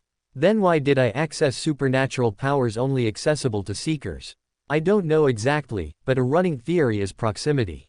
You've talked with those children more times than I've counted. You came here with them, you've protected them. It may not be logical, but perhaps it's the cosmos' way of saying, thank you." "But why would they thank me all of a sudden? I have no idea where the hell Isaac is, he could be dead." Catherine put a hand on Aizawa's shoulder, giving it a slight squeeze. "I hope he's not dead. But all I know is that heroes, those who have power, know how to use it. Sometimes the effort, the strain and the pain is more than succeeding." "You called him a hero, even after seeing all that carnage in the room." "Why?" Catherine looked out at the lake, her expression turning solemn. "While whether or not he's actually a murderer is uncertain, we do have something that can prove very useful." She looked back to Mr. Ryujin. "I've heard you've been talking with Isaac about his journal." The dragon-like man nodded. "He has brought up some weird stuff. Some entries in his journal are written in a red liquid, and he mentions someone named Silas." "Hey, he has the same name as a captain." "Silas." Aizawa muttered the name under his breath. "What do you know about this Silas person?" "Well." Mr. Ryujin looked back at the kingdom, sighing. "He wrote a letter to him the night before he was supposed to do something very dangerous to his father." "Murder him." Aizawa quickly made a logical deduction. Mr. Ryujin nodded. He gave him clear instructions, telling him to hide evidence, something only a meticulous and intricate planner could make. He had a plan to kill his father, but apparently he never went through with it. If he did, he would be arrested, Mr. Ryujin continued. But he was taken to the police station after an incident with a boy at his school. They collapsed, showing immediate signs of decay and withering away, almost like a corpse that's been left alone for a long, long time. Aizawa recalled the incident from over a month ago. And, this was the day after the murder attempt. Aizawa nodded. Yes. Just then, Aizawa looked back to the lake, a few rogue tears flowing freely down his face. He quickly wiped them away, scoffing. He has powers, people that care about him, but he's still reckless, curious, and desires to learn anything he can. His fists clenched at his sides as he continued, Aizawa's voice gaining a slightly trembling edge. Even if I told him the new rules, he still disobeyed me. I know him, he most likely didn't mean it. Isaac isn't the type to run away because things are tough, but at the same time, he fled the moment we saw him. I saw his eyes, he was terrified of what he had seen. The boy's always been queasy with blood. Mr. Ryujin stepped forward, making his way next to Aizawa. Aizawa suddenly looked up at the crimson moon, wiping away the tears. I hope he's all right, he's strong, he's brave, he wouldn't fall through the ice that easily. Just then, the four of them heard footsteps behind them. Jasmine, clad in winter attire, stood at the top of the hill with a lantern in hand. She gazed at them and announced that help was here. After eating the wolf meat, I still found myself incredibly tired. My eyes constantly drifted open and shut, and the voices around me were blurry. The umbrage remained still, the enigmatic figure watching my every move with ambiguous eyes. They had shrunk their body to sit in the carriage, the tip of their cloak gracing the roof of this caravan. I apologize if it wasn't cooked to perfection. If you do contract a parasite, you'll either shit it out or it'll succumb to the powers inside you. Kale nonchalantly looked back at me, smiling. You have anything I can vomit in? I asked, my voice half murmury as if I were asleep. Kale shook his head. If you open the window, you can always puke outside, the cold air will do you miracles. Without thinking, I exerted my body up, wincing as more pain shot through my back. Making my way over to the window, I pushed open the hatch and opened my mouth, unleashing a torrent of chunky, unwanted vomit onto the rocky, snow-covered trail beneath us. Just don't stain the wheels, they're loans worth of money to repair. Kale rolled his eyes. Just then, he stopped the caravan, sending me hurling back into the bed. I extended my arms to stop me from hitting the floor, but every action of mine felt hundreds of times harder to do. I landed on the hardwood floor with a clatter, curling up as I groaned. Oh dear, they're gonna love you, Kale said with a smile, standing up and walking over to me. He slowly lifted me up, hoisting me over his shoulder. The area where the bullet had impaled my back, still wrapped in bandages, was held most securely.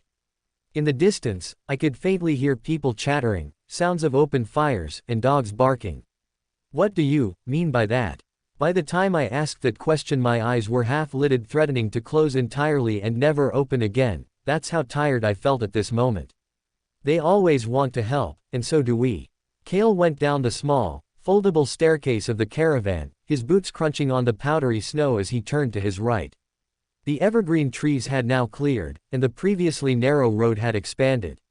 A large field stretched as far as the eye could see, lined with houses and yards with chimneys that spewed out smoke. A small group of people were nestled in a crowd near the front of the town, all with worried looks and whispering amongst each other. Kale slowly walked forward, handing me off to a middle-aged woman with straight brown hair. Welcome to Clifton Capital, Isaac. Kale looked to the woman who now held me, nodding without saying a word. As if sensing his instructions with a mere glance, she turned around and set off, a portion of the crowd following her. You're back, an old farmer clad in overalls made his way over to Kale, planting his shovel in the ground. Yes, it appears I am, Kale replied with a smile. The agricultural recommendations you've made for us were really helpful. I didn't know planting seeds at an angle would increase growth rates. As Kale was showered with praise, he calmly bowed as a sign of gratitude, before parting the crowd and making his way forward, following the woman who held me as she made her way to a comfortable-looking house. In the comfortable and warm house, I was immediately greeted by the warmth of a fireplace, and countless pieces of worn yet deeply loved furniture. In the corner of the house, I saw a small kitchen, and down the hallway, I saw a hallway lined with lanterns and countless rooms. The middle-aged woman carried me to the bathroom with a solemn expression, setting me down in the tub. Without a word, she unwrapped the bandages around my upper torso, letting the blood from the bullet wound flow freely, staining the cloudy water beneath a slight shade of red. She opened her mouth to speak, but refrained from doing so as she reached into an upper-hand cabinet, taking out a myriad of supplies. She gestured for me to roll onto my back, resting my head on the edge of the wooden bathtub. From the supplies, she extracted a pair of metallic tweezers, her other hand gently cupping the skin around the wound, pinching it harshly. At this moment, she froze and looked down at me. "I'd rather not hear you scream." What? I felt my blood run cold, deeply taken aback by her statement. Upon taking notice of my worries, her expression softened. Opening a lower cabinet, she took out a gingham-style cloth, handed it to me, and instructed me to put it inside my mouth to stifle any noises I might make. Then, she continued the process. She immediately pinched the skin around my wound, raising it upwards to get a better view of the bullet. According to her initial impression, the bullet had only pierced a few centimeters of muscle, but didn't make contact with anything too worrying.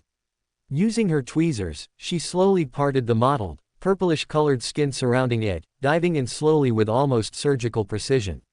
I closed my eyes tightly, tears pricking my cheeks as I bit down with the force of a rabid wolf, my entire body trembling as if a live wire had been hooked straight through me. "You're trembling," she said softly, parting the hair that obscured my neck. Her eyes widened upon seeing a trail of ink-black veins moving upwards from the location of the wound, gathering in a spot on the back of my neck. Using a gloved hand, the woman slowly traced the contours of the wound, feeling the veins pulse and ripple as if they possessed an almost liquid quality. "These wounds, they're reacting strangely."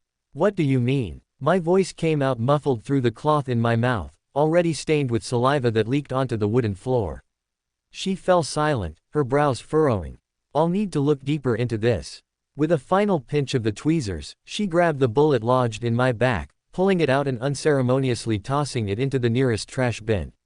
Following this, she tied her hair into a messy bun and began her other work. "Are you allergic to any spices?" "Not that I know of." I was cut short by a rippling surge of pain emanating from the now empty wound. She had used a herbal spice to lodge the wound, a red-colored spice that was labeled with healing qualities. By now, tears were openly flowing down my face. "I know, it hurts a lot." Her voice dripped with sympathy, expression soft as she grabbed a roll of cotton bandages, setting them aside. "But it'll help the wound. Calicus is a vital spice used in many medical fields." After treating my wound, she took a step back and clasped her hands together, admiring her handiwork. Suddenly, the bathroom door opened, and Cale, now clad in relaxed attire, walked in with a small smile. She turned to him, also smiling. He took the treatment like a warrior. "A warrior?" Cale paused, chuckling under his breath as he pointed in my direction. "This boy." He turned to me, scoffing as he ran a hand through his blood-colored hair. "You should be honored." My cheeks flushed a small amount, and I looked away as my stomach fluttered a bit from all the embarrassment and attention I was receiving. I never wished to be the one people felt sorry for. Receiving all this help was kind of nice. "Will I ever get to go back?" I suddenly asked, letting go of the rag in my mouth whilst looking up at Cale. The man with elven ears knelt, shaking his head slightly. "For the meantime, I'd like to say no." "Will it ever be a possibility?" I continued. "Stop with the questions, put your head back." Cale's tone suddenly grew a little sharper, making my skin crawl. I put my head back in the tub, letting the warm water touch my hair and most of my body. Cale reached for a bar of soap, squeezing it in between his fingers until it dissolved into a fine powder. He then sprinkled the powder into the bathtub, gradually making the cloudy water bubbly and voluminous. The entire time, I felt like a young child receiving a bubble bath, but I couldn't defend myself or attempt to do anything else besides just submit. The pain in my back was still killing me even after the bullet was removed. "You're on the run now, I'd recommend fitting that into a new pair of shoes." He spoke softly, more like a fatherly figure than someone who I had just seen massacre a pack of wolves for a midnight snack. His hands slowly found their way to my hair, running a hand through my dark brown locks. A wise, profound man once said the key to becoming new is to embrace all changes. You may want to look back, but the dwelling behind you is resentful. At this moment, Cale reached into his bag, taking out a small vial of blackish powder. He unscrewed the lid, putting a generous amount onto a nearby rag. Remove your glasses, we don't want to stain the lenses. Kale spoke softly, a small smile on his face as he began to run the rag through my hair, gently caressing the locks to their roots. I closed my eyes, sinking slightly as I let out a low, exhausted sigh. You're still pretty beat up, covered in bruises and whatnot. I know, I replied, not bothering to give much physical effort. Deep down, I wanted to turn around and run back to the kingdom, but my arms and legs were tired, they didn't want me to move. My mind raced with thoughts of my friends, but my emotions and heart ached at the memory of them. I wanted to be held and hugged, but my body was too cold, too harsh for someone to embrace. I wanted to go back home, to embrace the people who cared about me, but I knew they had seen the massacre in the room. They glared at me with wide eyes, tear-stricken and filled with terror. I had seen my nightmares, and they caused me to assault Catherine. I had tried to truly suppress that darkness within me, that guilt, but the world cackles at those who want to change. I had drunk the potion to get power in a world where the powerless suffer and die, but the changes that came with it brought about suffering and calamity. I had failed to protect those I cared about. I made a promise to Damien that I'd be the father he lost, but I too succumbed and abandoned him because of fear. I wanted to befriend Ayumi because she was kind to me, and I had felt guilty for not stopping her harassment. When I met Shinso, his expression softened even a sliver upon seeing me.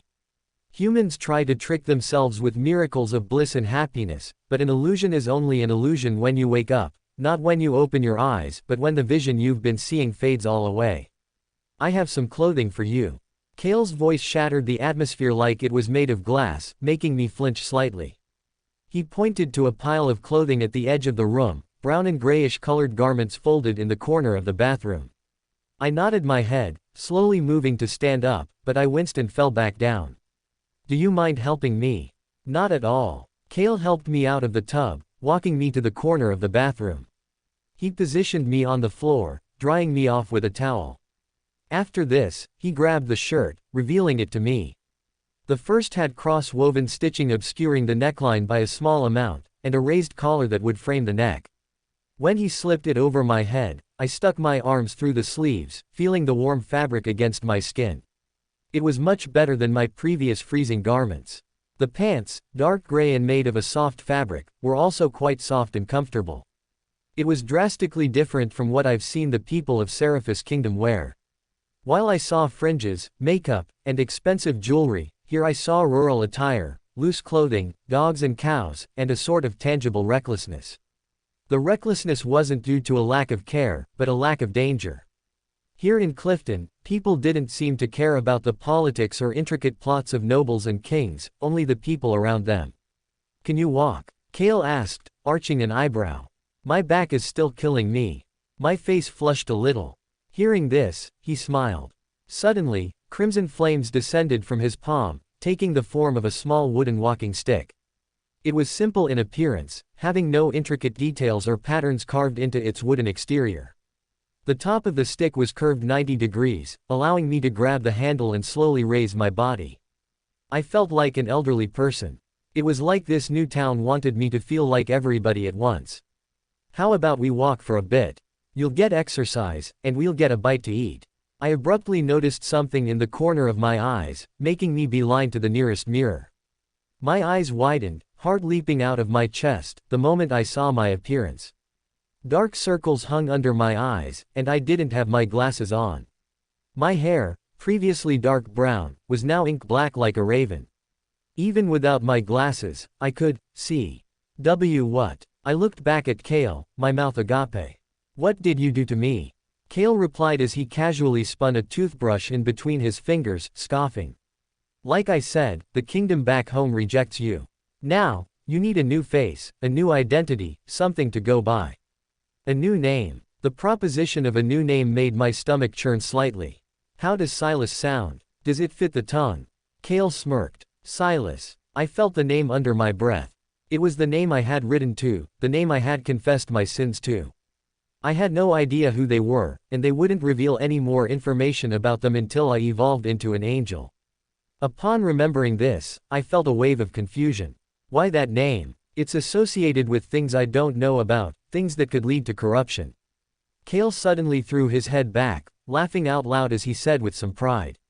I can read your current ambitions. You want to run back home, you want to testify against what happened, but doing so would only worsen your predicament.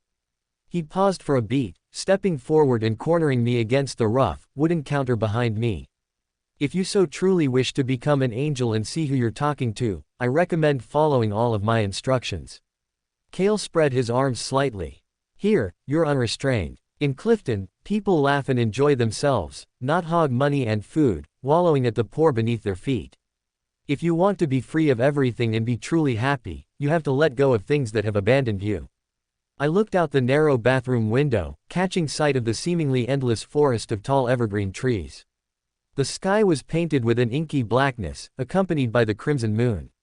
I suddenly saw an owl land on the windowsill, making quiet noises as it shuffled its way into a small hole carved in the side of the house. I swore to myself that I'd never use these abilities of mine for evil, and you're making it sound like the only way to be happy is to do evil things.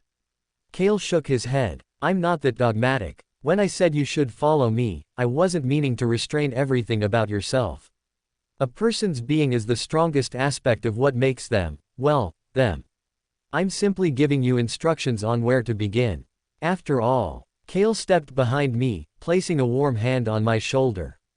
The best way to find your true self is to know whether or not you're lying to yourself. Now, he stepped back, clasping his hands together. We'll take a little walk, enjoy the local produce, and get a feel for this new life of ours.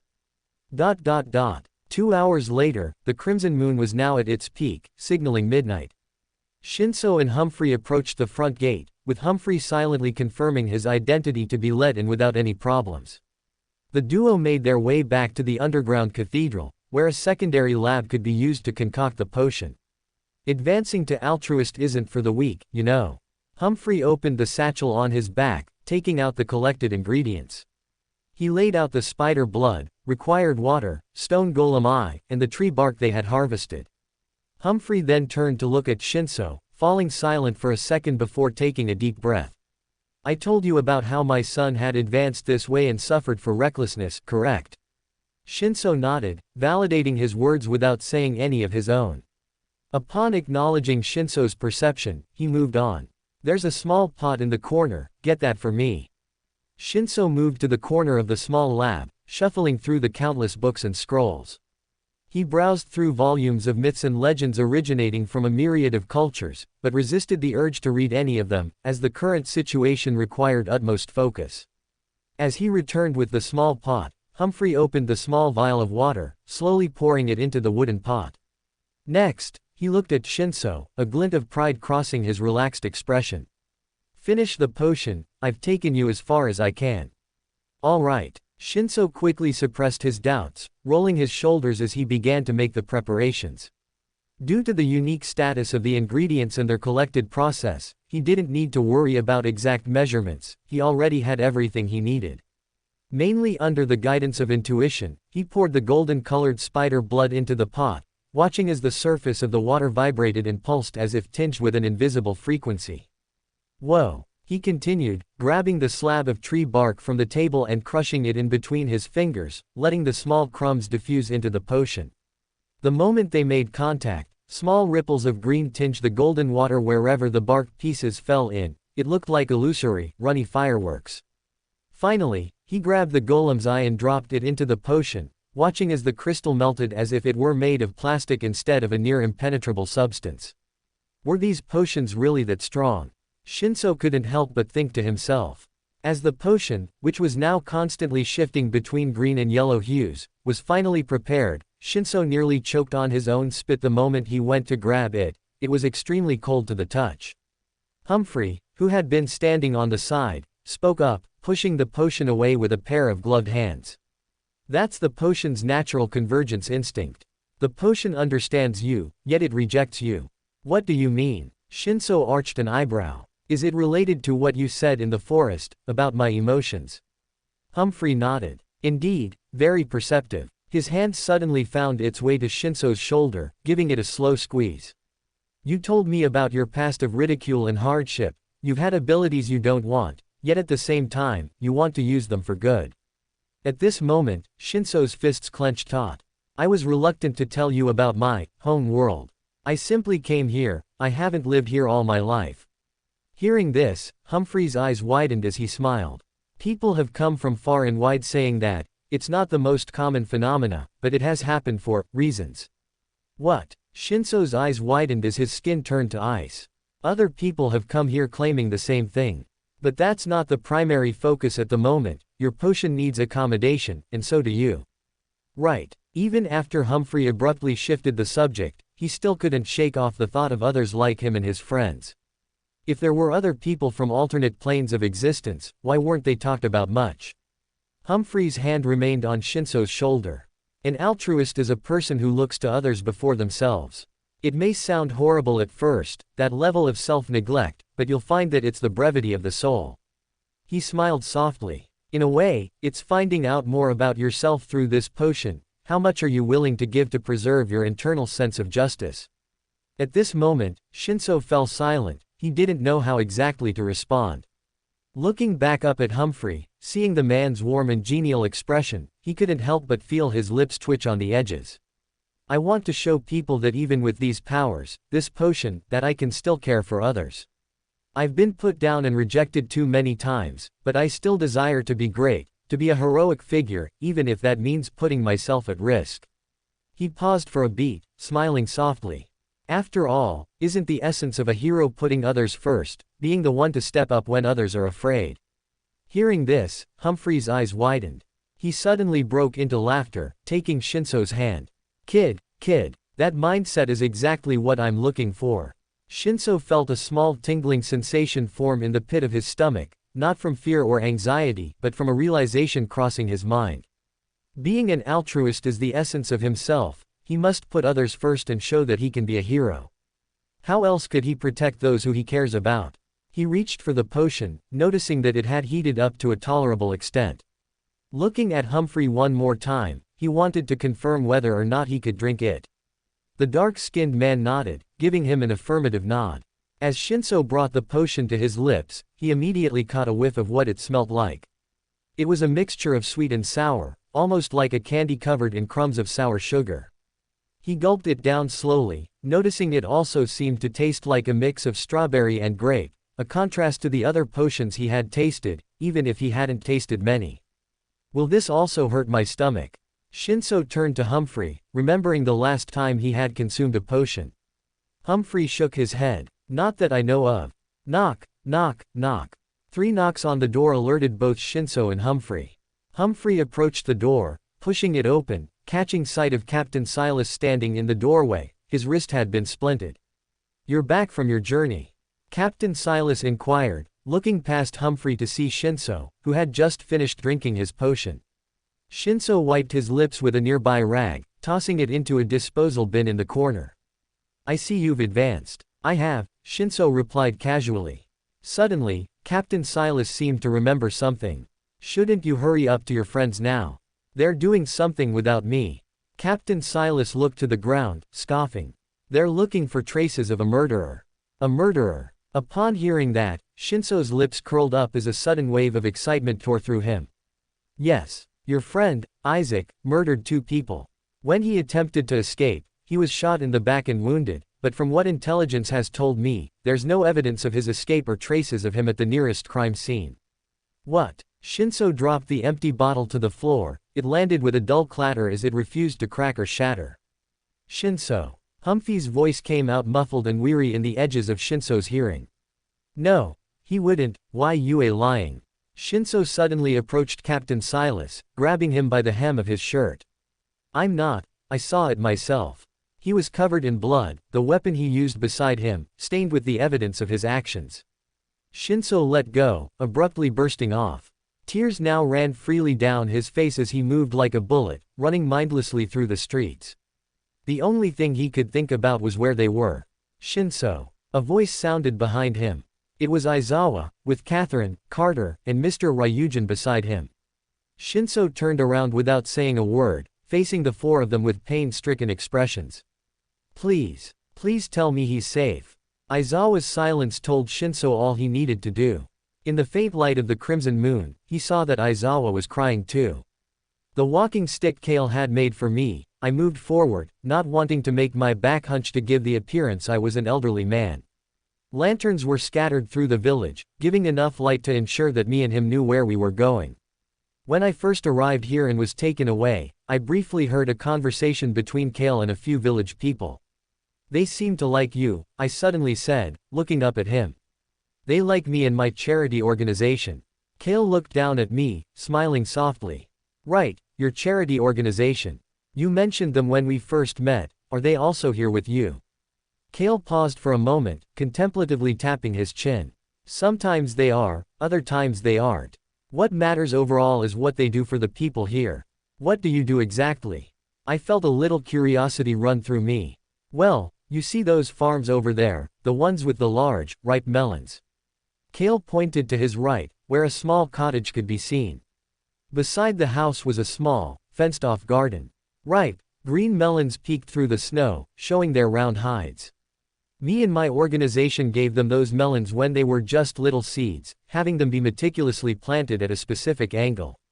That way, the frigidness of the winter won't affect them, and they can grow all the food they need for the harsh months ahead.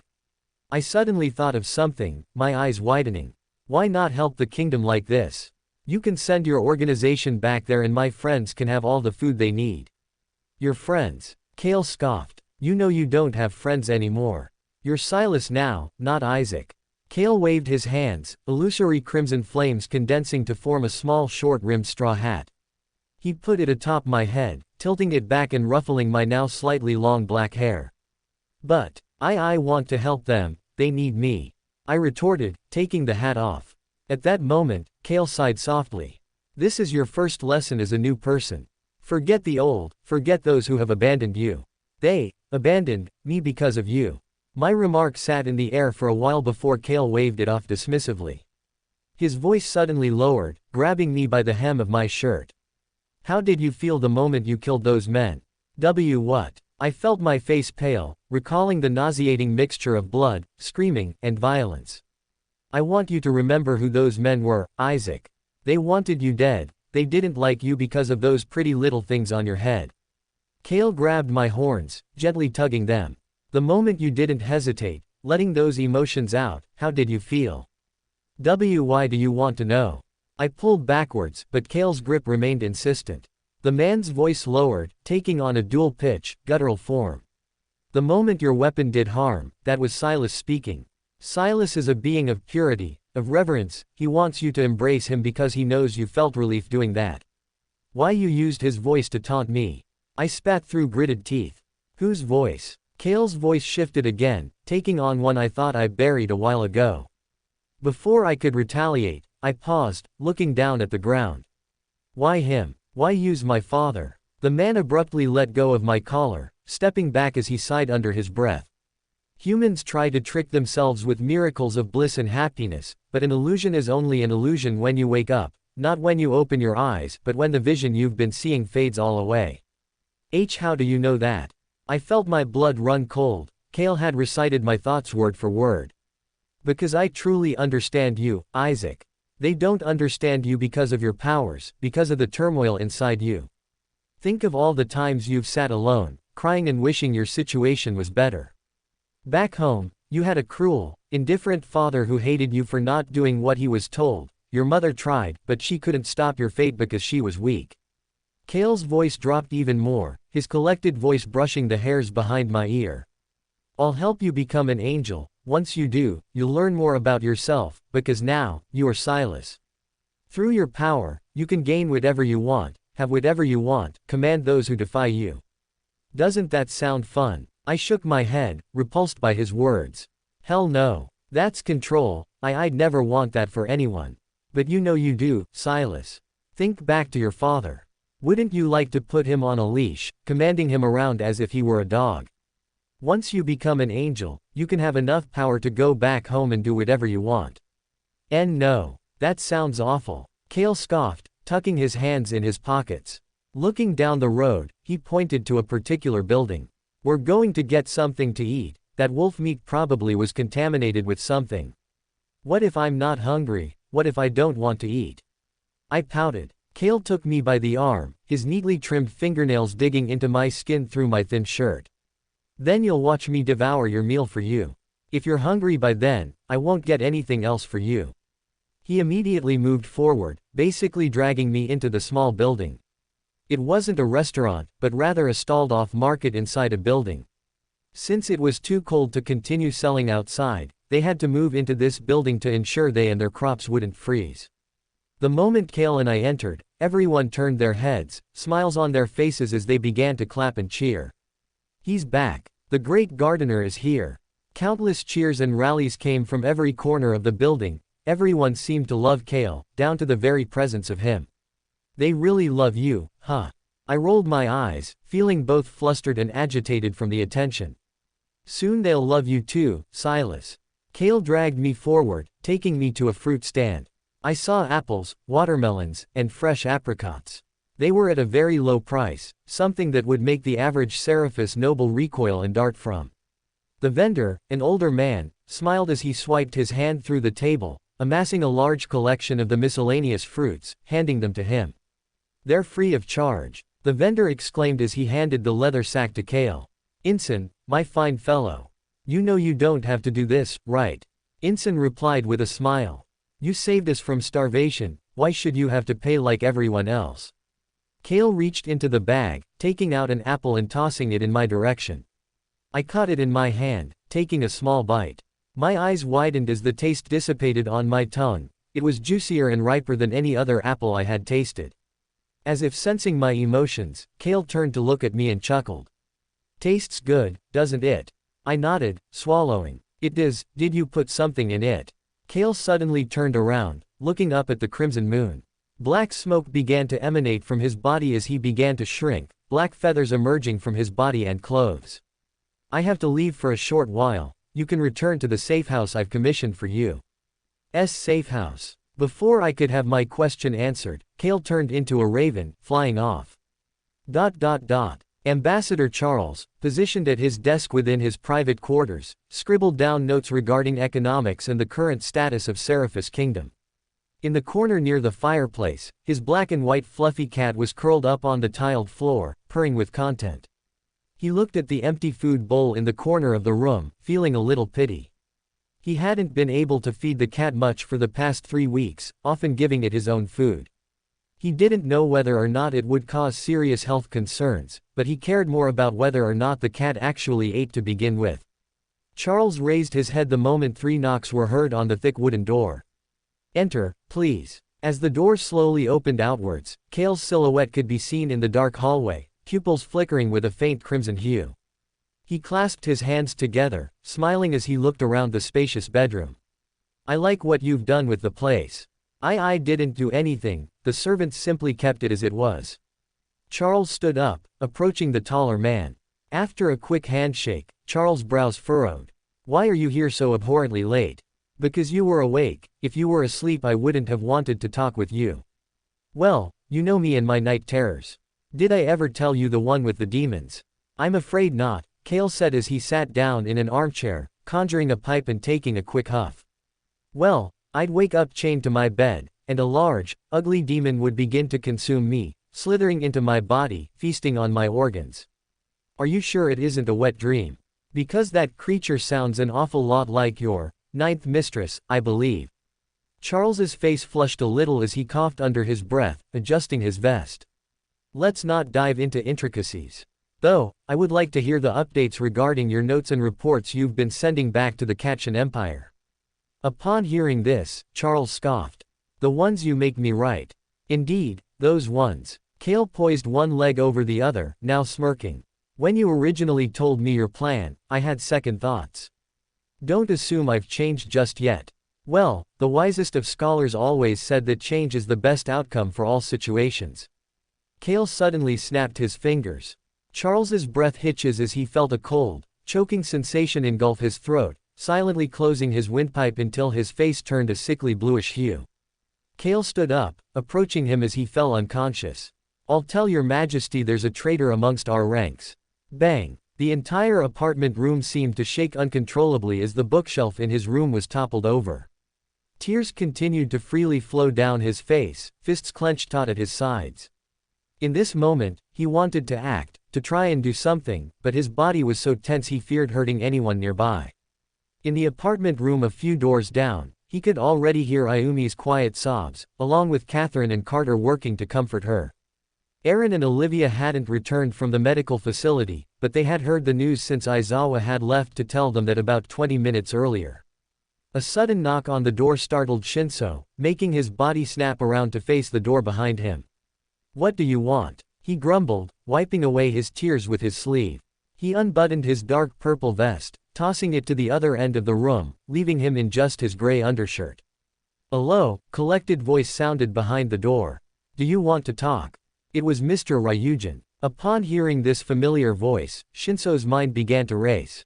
He had never let anyone see him cry before, he never wanted anyone to see him cry. But at the same time, he wanted to suppress these emotions. Upon having these thoughts, his stomach buzzed as the altruist potion began to churn and bubble like boiling stew. "Just come in." Shinso mindlessly plopped on his bed, looking up at the ceiling and the dim kerosene lamp. Mr. Ryujin entered, carrying a small plate with a few pastries on it. "I felt like you might wanna talk. One thing that always cheers me up are a few sweets, even if my stomach rebels against me hours later. Do you even care?" Shinso suddenly leaned up, his voice sharp like a knife. The man in the doorway fell silent, placing the plate of pastries on the table closest to the door. "I do, and I know how much it pains you. Then, why are you smiling and joking like nothing happened? You were there, you saw it go down like that." Mr. Ryujin's eyes flickered as he walked over, sitting beside Shinso. His hand found Shinso's shoulder, giving it a small squeeze. "We didn't find anything at the scene, nothing that could tell us he fell through the ice." Mr. Ryujin's lips twitched up slightly. "That gave me hope, it told me that perhaps Isaac is alive. There wasn't a drop of blood, not a scar on the ice, nothing. What if the bullets erased him from existence or something? Isn't that possible?" The man fell silent for a moment. After a while, he chuckled. "Knowing the pollinators, an organization that let our friends go without immediate punishment, they wouldn't want to do such a thing." "Are you sure?" Shinso looked up at Mr. Ryujin, brows furrowed. "In this world, we must hope. Hope is what keeps one going, it's the reason why battles are fought and won. It's the reason why I finish a romance novel," turning to the next page. Shinso groaned, rolling his eyes, but he couldn't help but smile. He's quite strong, we saw what he did during the Blood Moon, absorbing all those demons and ghouls. If he did survive, he'd be on his way right now. That sounds like him, that's our Isaac. After talking to a few more people, I managed to find my way to the safe house. It was a dark-colored building with 2 floors. Under the door, I saw a warm, yellow light spilling through. Inside, laughter and camaraderie were clearly audible. Sighing softly, I pushed the door open, peering inside. Everyone in the room turned to look at me. They were all wearing classical, fancy outfits like vests and dresses. One of them, a man with blackish-brown hair, stood up and approached me with a smile. "Silas, Cale told us about you in advance. He's quick," I commented, an awkward smile forming on my face. The man extended his hand, gesturing for me to shake it. "My name is Arden Gillum, a high-ranking member of our charity organization." I slowly shook his hand, feeling the warm texture of his gloves against my freezing palms. A large fireplace was lit in the center of the room, filling the entire first floor with radiant light. Countless barrels lined the walls, filled to the brim with fruits, vegetables, and other foods I could hardly recognize. I stepped forward, sitting down on a bench. "This is the safe house." I looked around, noticing everyone laughing and chatting amongst each other. "Cale bought this place out about a month back, after that he offered us to stay here for the time being." Hearing this, a thought suddenly crossed my mind. If it's a safe house, what are you hiding from? Nobody. This was a safe house the town used during the occasional raids from other factions and villages in the area, but we offer this town enough defense to the point where they feel safe enough not to come here. You also protect them. You guys do a lot for these people, I bet they're very grateful." "They are." Arden waved his hands, tiny storm clouds condensing in his palm, dropping frozen ice and frost into his glass of beer. "With us all people seekers, it would only take a single person here to fight off a village raid. The moment I saw the storm clouds, I instantly recalled something I had witnessed when I first arrived here. Catherine had used an artifact that looked like a necklace to create storm clouds for his drink. Arden wasn't wearing any jewelry at the moment, so I could only suspect these abilities corresponded to a certain pathway. What pathway is that? I couldn't help but ask. Arden smiled, looking back at me. The Tyrant pathway, but we here call it the Ocean pathway. With it, I can manipulate the environment to an extent, conjuring small storms, winds, and controlling water down to a very, very small level. So, you can basically control nature.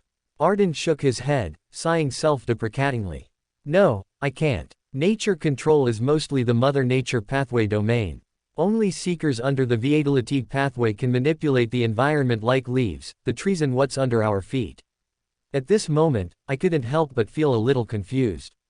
Those two pathways worked pretty well on paper, but why wasn't this pathway popular among the pollinators? It's a perfect advantage. I watched as Arden clenched his fist, causing an empty cup nearby to fill up with both water and ice. He handed it to me with a smile. Kale holds you in high esteem. I'm honestly surprised you haven't been promoted to his higher echelons. I sipped my water, noticing its brilliant sense of naturality and sheer coldness. We only met a few days ago. The man randomly approached me on the rooftop of my apartment. Then he must really want you. It's not every day he goes out and acts so rashly. What do you mean? Arden swished his drink around, continuing. Kale isn't a brute, he often acts rationally. He whispers in the shadows, often reading his opponents for months in advance before acting. The only time he'd act so rashly is if you're a figure of serious interest. Serious interest? He made me accidentally murder a few people and flee from my kingdom. I wouldn't call that interest, that's sabotage. In your opinion, probably yes. But in the face of much higher, more complex plans, I'd say he has much more in plan for you, plans that he wouldn't want to talk about so rashly. I fell silent for a beat, my face twitching down to a frown. He told me I needed a new face, a new name to fit in here. Is that true? Arden scoffed. Of course, Silas. This is a metamorphosis for you, a chance to become something bigger and bolder, something grander than your previous self. The only reason you look back at the past is because you believe the future is bleak. Arden scooted closer, his hand slowly drifting to my knee, making me flinch. The future you think of remains uncertain because you haven't put much thought into it. You may limp on a cane right now, but soon, you could be running free in the forest, laughing and enjoying the pleasantries of the world around you. He suddenly pointed to a staircase on the far end of the room, one that led into darkness. Upstairs is where you'll be staying. Kale decided on where your room would be about a week ago, so we've been working hard to ensure it remained clean just for you. A week? He really is prepared, isn't he? Feeling my gut twist into a knot, I slowly walked across the room with my cane, feeling the countless gazes of the men and women in the room following me like hawks. As I ascended the stairs, the lamps on either end of the narrow chamber lit up, illuminating the maze of hallways. The carpets below me were dyed with a crimson color, and countless insignias and symbols lined the walls and doors, all reflecting the same sigil found on my forehead.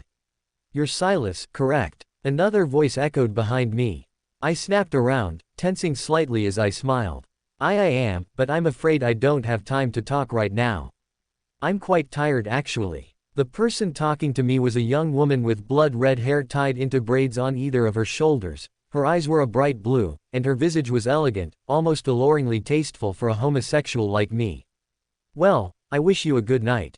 Her voice dropped to a whisper as she turned around and went down the stairs. Before she completely left, she froze mid-step and looked back at me but feigned disappointment upon seeing I had already left, heading to my own room. My room was at the end of the hallway, decked with the same sigil as on my left palm and forehead.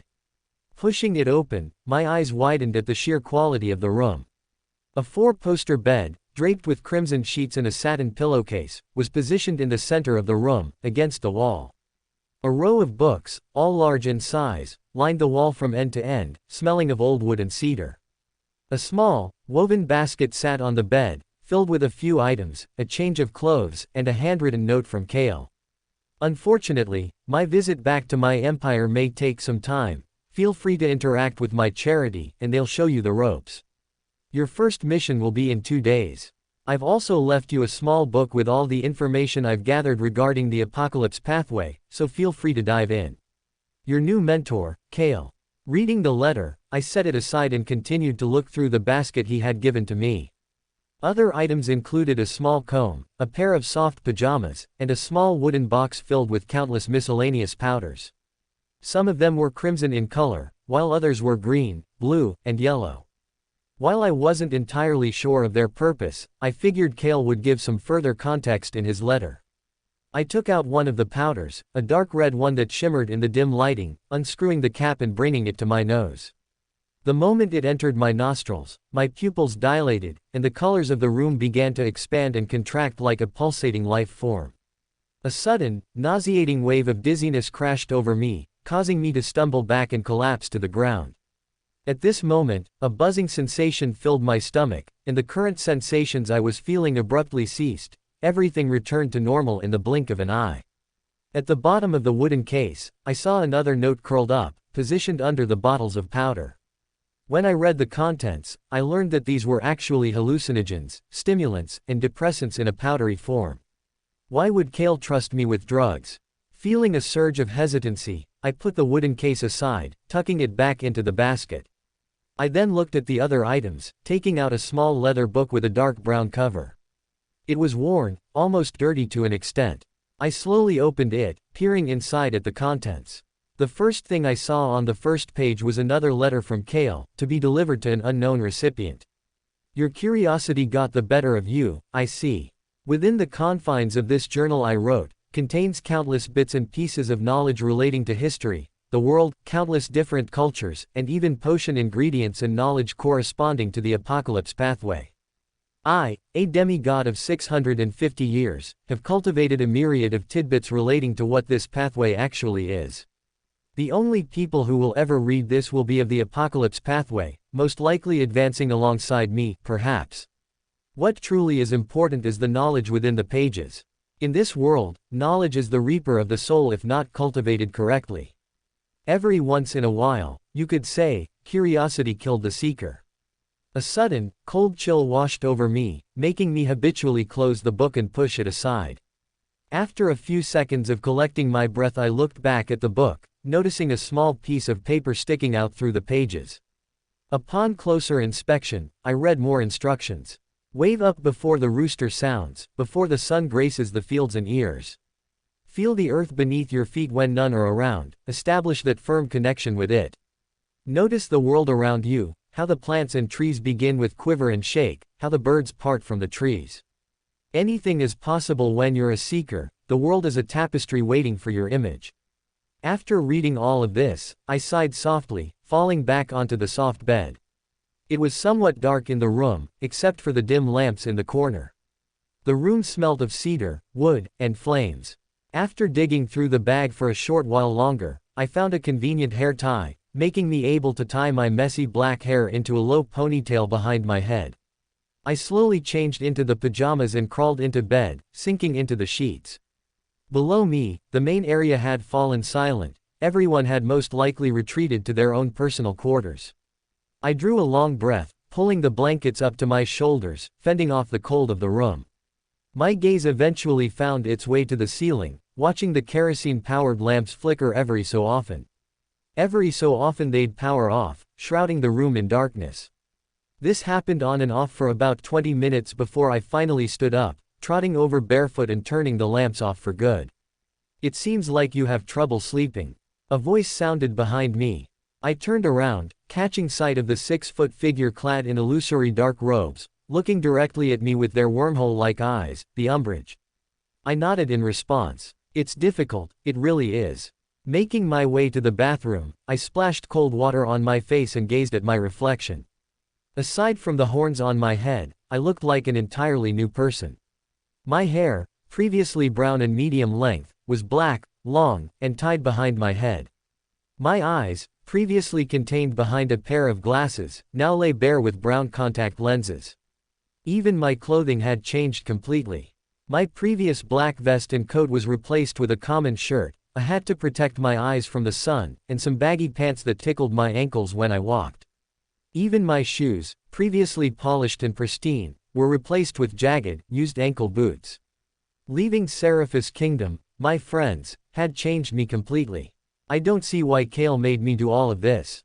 I felt my heart ache, looking back at the enigmatic figure in the doorway. The Umbridge remained silent, looking towards the window.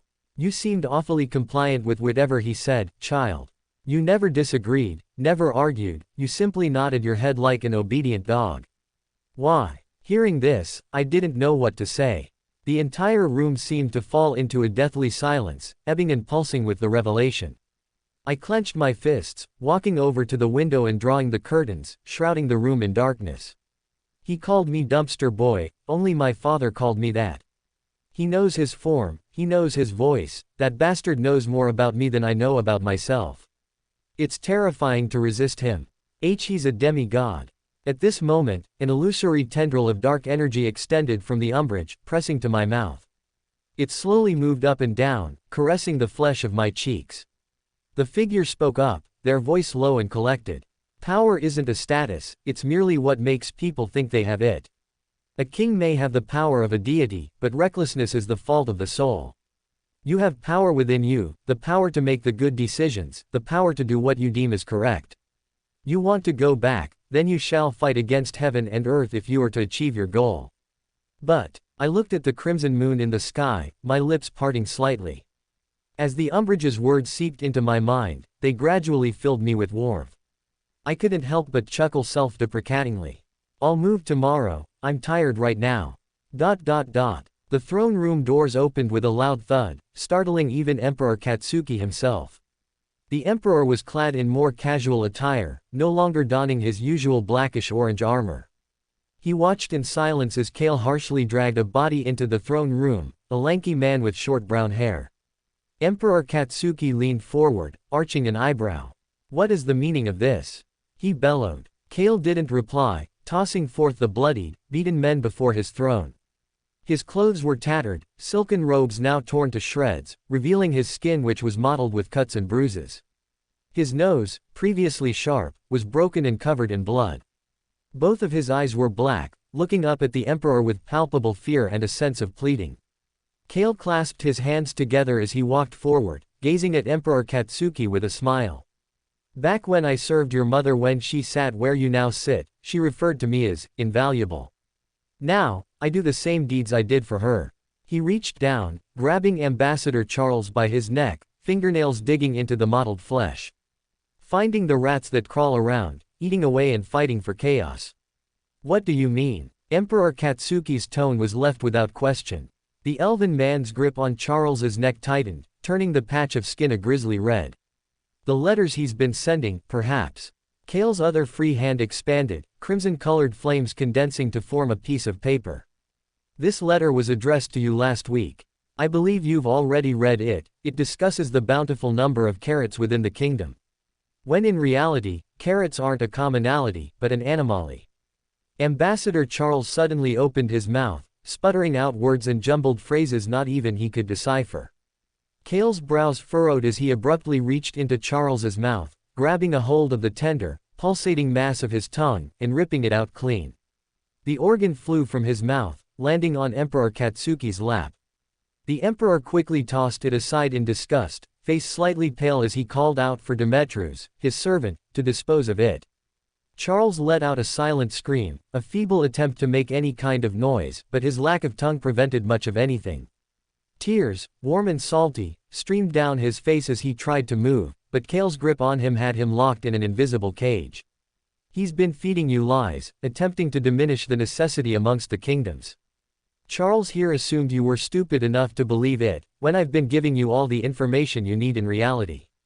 Emperor Katsuki fell silent, clasping his hands together. His cold, cynical gaze fell to the writhing, struggling, and bloodied man showcased to him like a macabre trophy, an obtrusion of his advisor's will and dedicated to an ultimate purpose. Only after a few tense, heavy seconds did he give the command. A fraud is a fraud, take him to the basement and execute him. Kale nodded, turning around and dragging the man away. Before he left the chamber, he turned back to look at the Emperor, smiling. I shall prepare the vulpers I sent here, they'll be the new advisors, and people willing to actually help us. Emperor Katsuki nodded, watching as the door closed, only to be opened moments later as Diemtrus, clad in servant's attire, scuttled into the room, wincing as he picked up the discarded tongue and disposed of it with a metal bucket. His tail and ears twitched as he mumbled under his breath, face green as he scurried out of the throne room. What happened? I heard lots of commotion down here. Hazel, clad in a nightgown, made her way into the throne room. The emperor sighed softly, eyebrows knotted downwards into a signature scowl. My inner circle has been faulty, allowing a traitor to enter our scene. I dispatched Kale to get rid of him. He'll also be training the next group to help with Seraphis Kingdom. They're all very adept with various fields of knowledge. Oh. Hazel fell silent, not knowing what to say. Father's condition has been slowly deteriorating the longer and longer we stall. He's been complaining about night terrors, awful fits of coughing, and visions. Visions. Emperor Katsuki's voice softened. Of my mother, Ochako. Without any hesitation, Emperor Katsuki shot from his throne, making his way to the door. I'm paying him a visit, go back to your quarters. A thin stripe of light gradually widened as the door opened inwards, illuminating the bedroom and the gentleness of Izuku's expression. He leaned up in his bed, rubbing an eye tiredly as he met the other man's gaze. Emperor Katsuki walked forward, sighing softly as he sat down on the bed beside his friend, running a hand along the contours of the flesh-colored scars on his left cheek. They're getting worse, Emperor Katsuki said in a low voice, watching as the pink-colored flesh began to ripple and pulse, the small cracks filled with pus and other liquids that threatened to burst through. Having fought in wars that lasted decades, tending to injured soldiers, and watching men and women die at his feet, he knew that popping a wound would only lead to more complications. You're worrying too much. Izuku's voice came out soft and collected, his lips curling into a twitching, touching smile. Emperor Katsuki shook his head, his hand returning to his side. It was only after 2 to 3 seconds that the other emperor finally spoke again. You appear troubled. Izuku's words dissipated into the air of the bedroom, flowing out into the wind blowing through the window. Emperor Katsuki fell silent for a beat, fists clenching at his sides. Within his iron gloves, his hands trembled violently. It came to my attention that our circle had been compromised by a traitor, that ambassador bastard I sent to Seraphis Kingdom. Luckily, Kale told me about him, and now he's being dealt with. Oh. Izuku fell silent, his freckled expression telling him he was at a loss for words. Over the last few days, the latter had mostly been experiencing coughing fits, complaining about headaches, and overall not being the best to lead beside Katsuki for the time being. Kale talked about my mother, too. Apparently, when he served beside her, he was deemed invaluable in her eyes. Izuku slowly placed a trembling hand on Katsuki's shoulder. She's been dead for a long time. If Kale is still displaying such vigor today, he's worth keeping around. Perhaps, he is. But he recently visited the Indian Empire, bringing back a few competent individuals who will help us, Katsuki mused. Suddenly, the slow rising and falling of Izuku's chest persisted, rising and falling at a faster pace. In the crimson moonlight, Katsuki saw that the pulsing flesh on his cheek began to ripple and pulse, making squeamish sounds. Izuku fell back on the bed, breathing heavier as his fists clenched taut into the sheets. Shit. Emperor Katsuki moved quickly, running over to the counter in his study. Opening the drawers and shuffling through them, he quickly found the rest of the serum he had previously used to help his condition. Open your mouth, Katsuki's voice lowered, slightly commanding. The green-haired emperor didn't hesitate, opening his mouth wide enough for the rest of the serum to enter. The moment it touched his tongue, Emperor Izuku gagged softly as the bitter taste diffused, assaulting his taste buds. I'll never not complain about the taste, Izuku grumbled, rolling over. After a few moments of silence and light breathing, Izuku asked in a low, soft voice. Did Hazel tell you? Katsuki nodded. Yes. Emperor Izuku chuckled softly, sinking into the pillows and sheets. It's good to know my daughter cares about me. How are you so happy even whilst this is happening? Emperor Katsuki suddenly found himself asking. The other emperor rolled over in bed, facing his longtime friend and ally. He chuckled under his breath, a gesture that sapped a lot of energy. I've already dealt with so much in this world. I've seen friends and allies die, I've won and lost countless battles, watched lives crumble before my eyes. The weapon I carried is still stained with blood I used to exact those wounds. It can't be washed, it can only be forgotten. Izuku's gaze found the ceiling, where a small oriel window showed the night sky above, where stars and constellations drifted endlessly in the abyss of the night sky. It was mesmerizing for him, whilst terrifying for others to an extent, an abyss, unknowable, unreachable. But bloodshed can only last so long. After meeting the love of my life and having a child, I felt the burdens and weight of the wars and fighting lift from my shoulders like a weight I never knew was there. That makes it sound like. Katsuki couldn't finish the sentence. The other emperor nodded, bottom lip quivering as he forced a small, feeble smile. Inevitability is a constant, unchangeable, unmovable. You knew the second we started that advancement ritual that it could have gone wrong. At this moment, Katsuki's mind froze, flashing over with a burdensome memory. The two of them, a little younger than they were now, were in the central training hall of the castle. Katsuki's stubble had been completely shaved clean, and Izuku's expression was calmer, more joyful. He no longer carried the burdens of sickness and guilt. This memory wasn't a new one, nor was it old, it was a constant circulating within his mind. He had nightmares about this moment countless nights and countless days. Izuku's voice suddenly broke the illusory scene. I'm not afraid of death, I welcome it with open arms. Why you can't do such a thing? Do you know how much I'd have to bear, how much your daughter will have to suffer if there isn't a hand to guide her along the way? But, I see her every night. Izuku's eyes seemed to glaze over, losing their sense of color for a moment as his voice dropped, gazing at the ceiling. Within the stars and constellations in the sky, a figure seemed to take shape. A figure, clad in a long dress, running through a field of flowers, laughing to herself. Behind her were two other figures, one taller, and the other was the shortest of them all. A sudden surge of green energy burst from Izuku's palm, surging upwards to the oriel window. It didn't break the glass or stain it, simply merging with it. At this moment, the glass fractured slightly, different portions in between the cracks giving way for a new image to surface. She's radiant, like the stars in the sky, like the sun that beams onto the earth to give us light. If I were a fool, I'd think she was the sun itself, Izuku continued. Within this visage of glass, constantly warping and changing, Ochako turned to look at him standing in the field, picking up a small flower and tucking it into her hair. Katsuki looked up at the window above, watching this scene take place. This was usually an ability used for strategizing and planning for militaristic purposes. Now, Izuku was using it to play the same scene over and over. It's not healthy to gaze at this every night. Katsuki's voice was low as he spoke, squeezing Izuku's hand. Izuku finally stopped looking at the stained glass, scoffing. And what are you, a professor, to diagnose me with an illness of guilt, of suffering? No, I just don't want you to believe there's salvation where you can't see it. You're not afraid of death because you think she's there waiting for you. Hearing this, Izuku's breath hitched. He leaned up, breath slightly raspy as he looked towards his friend. If I shall not die, perhaps I could bring her back.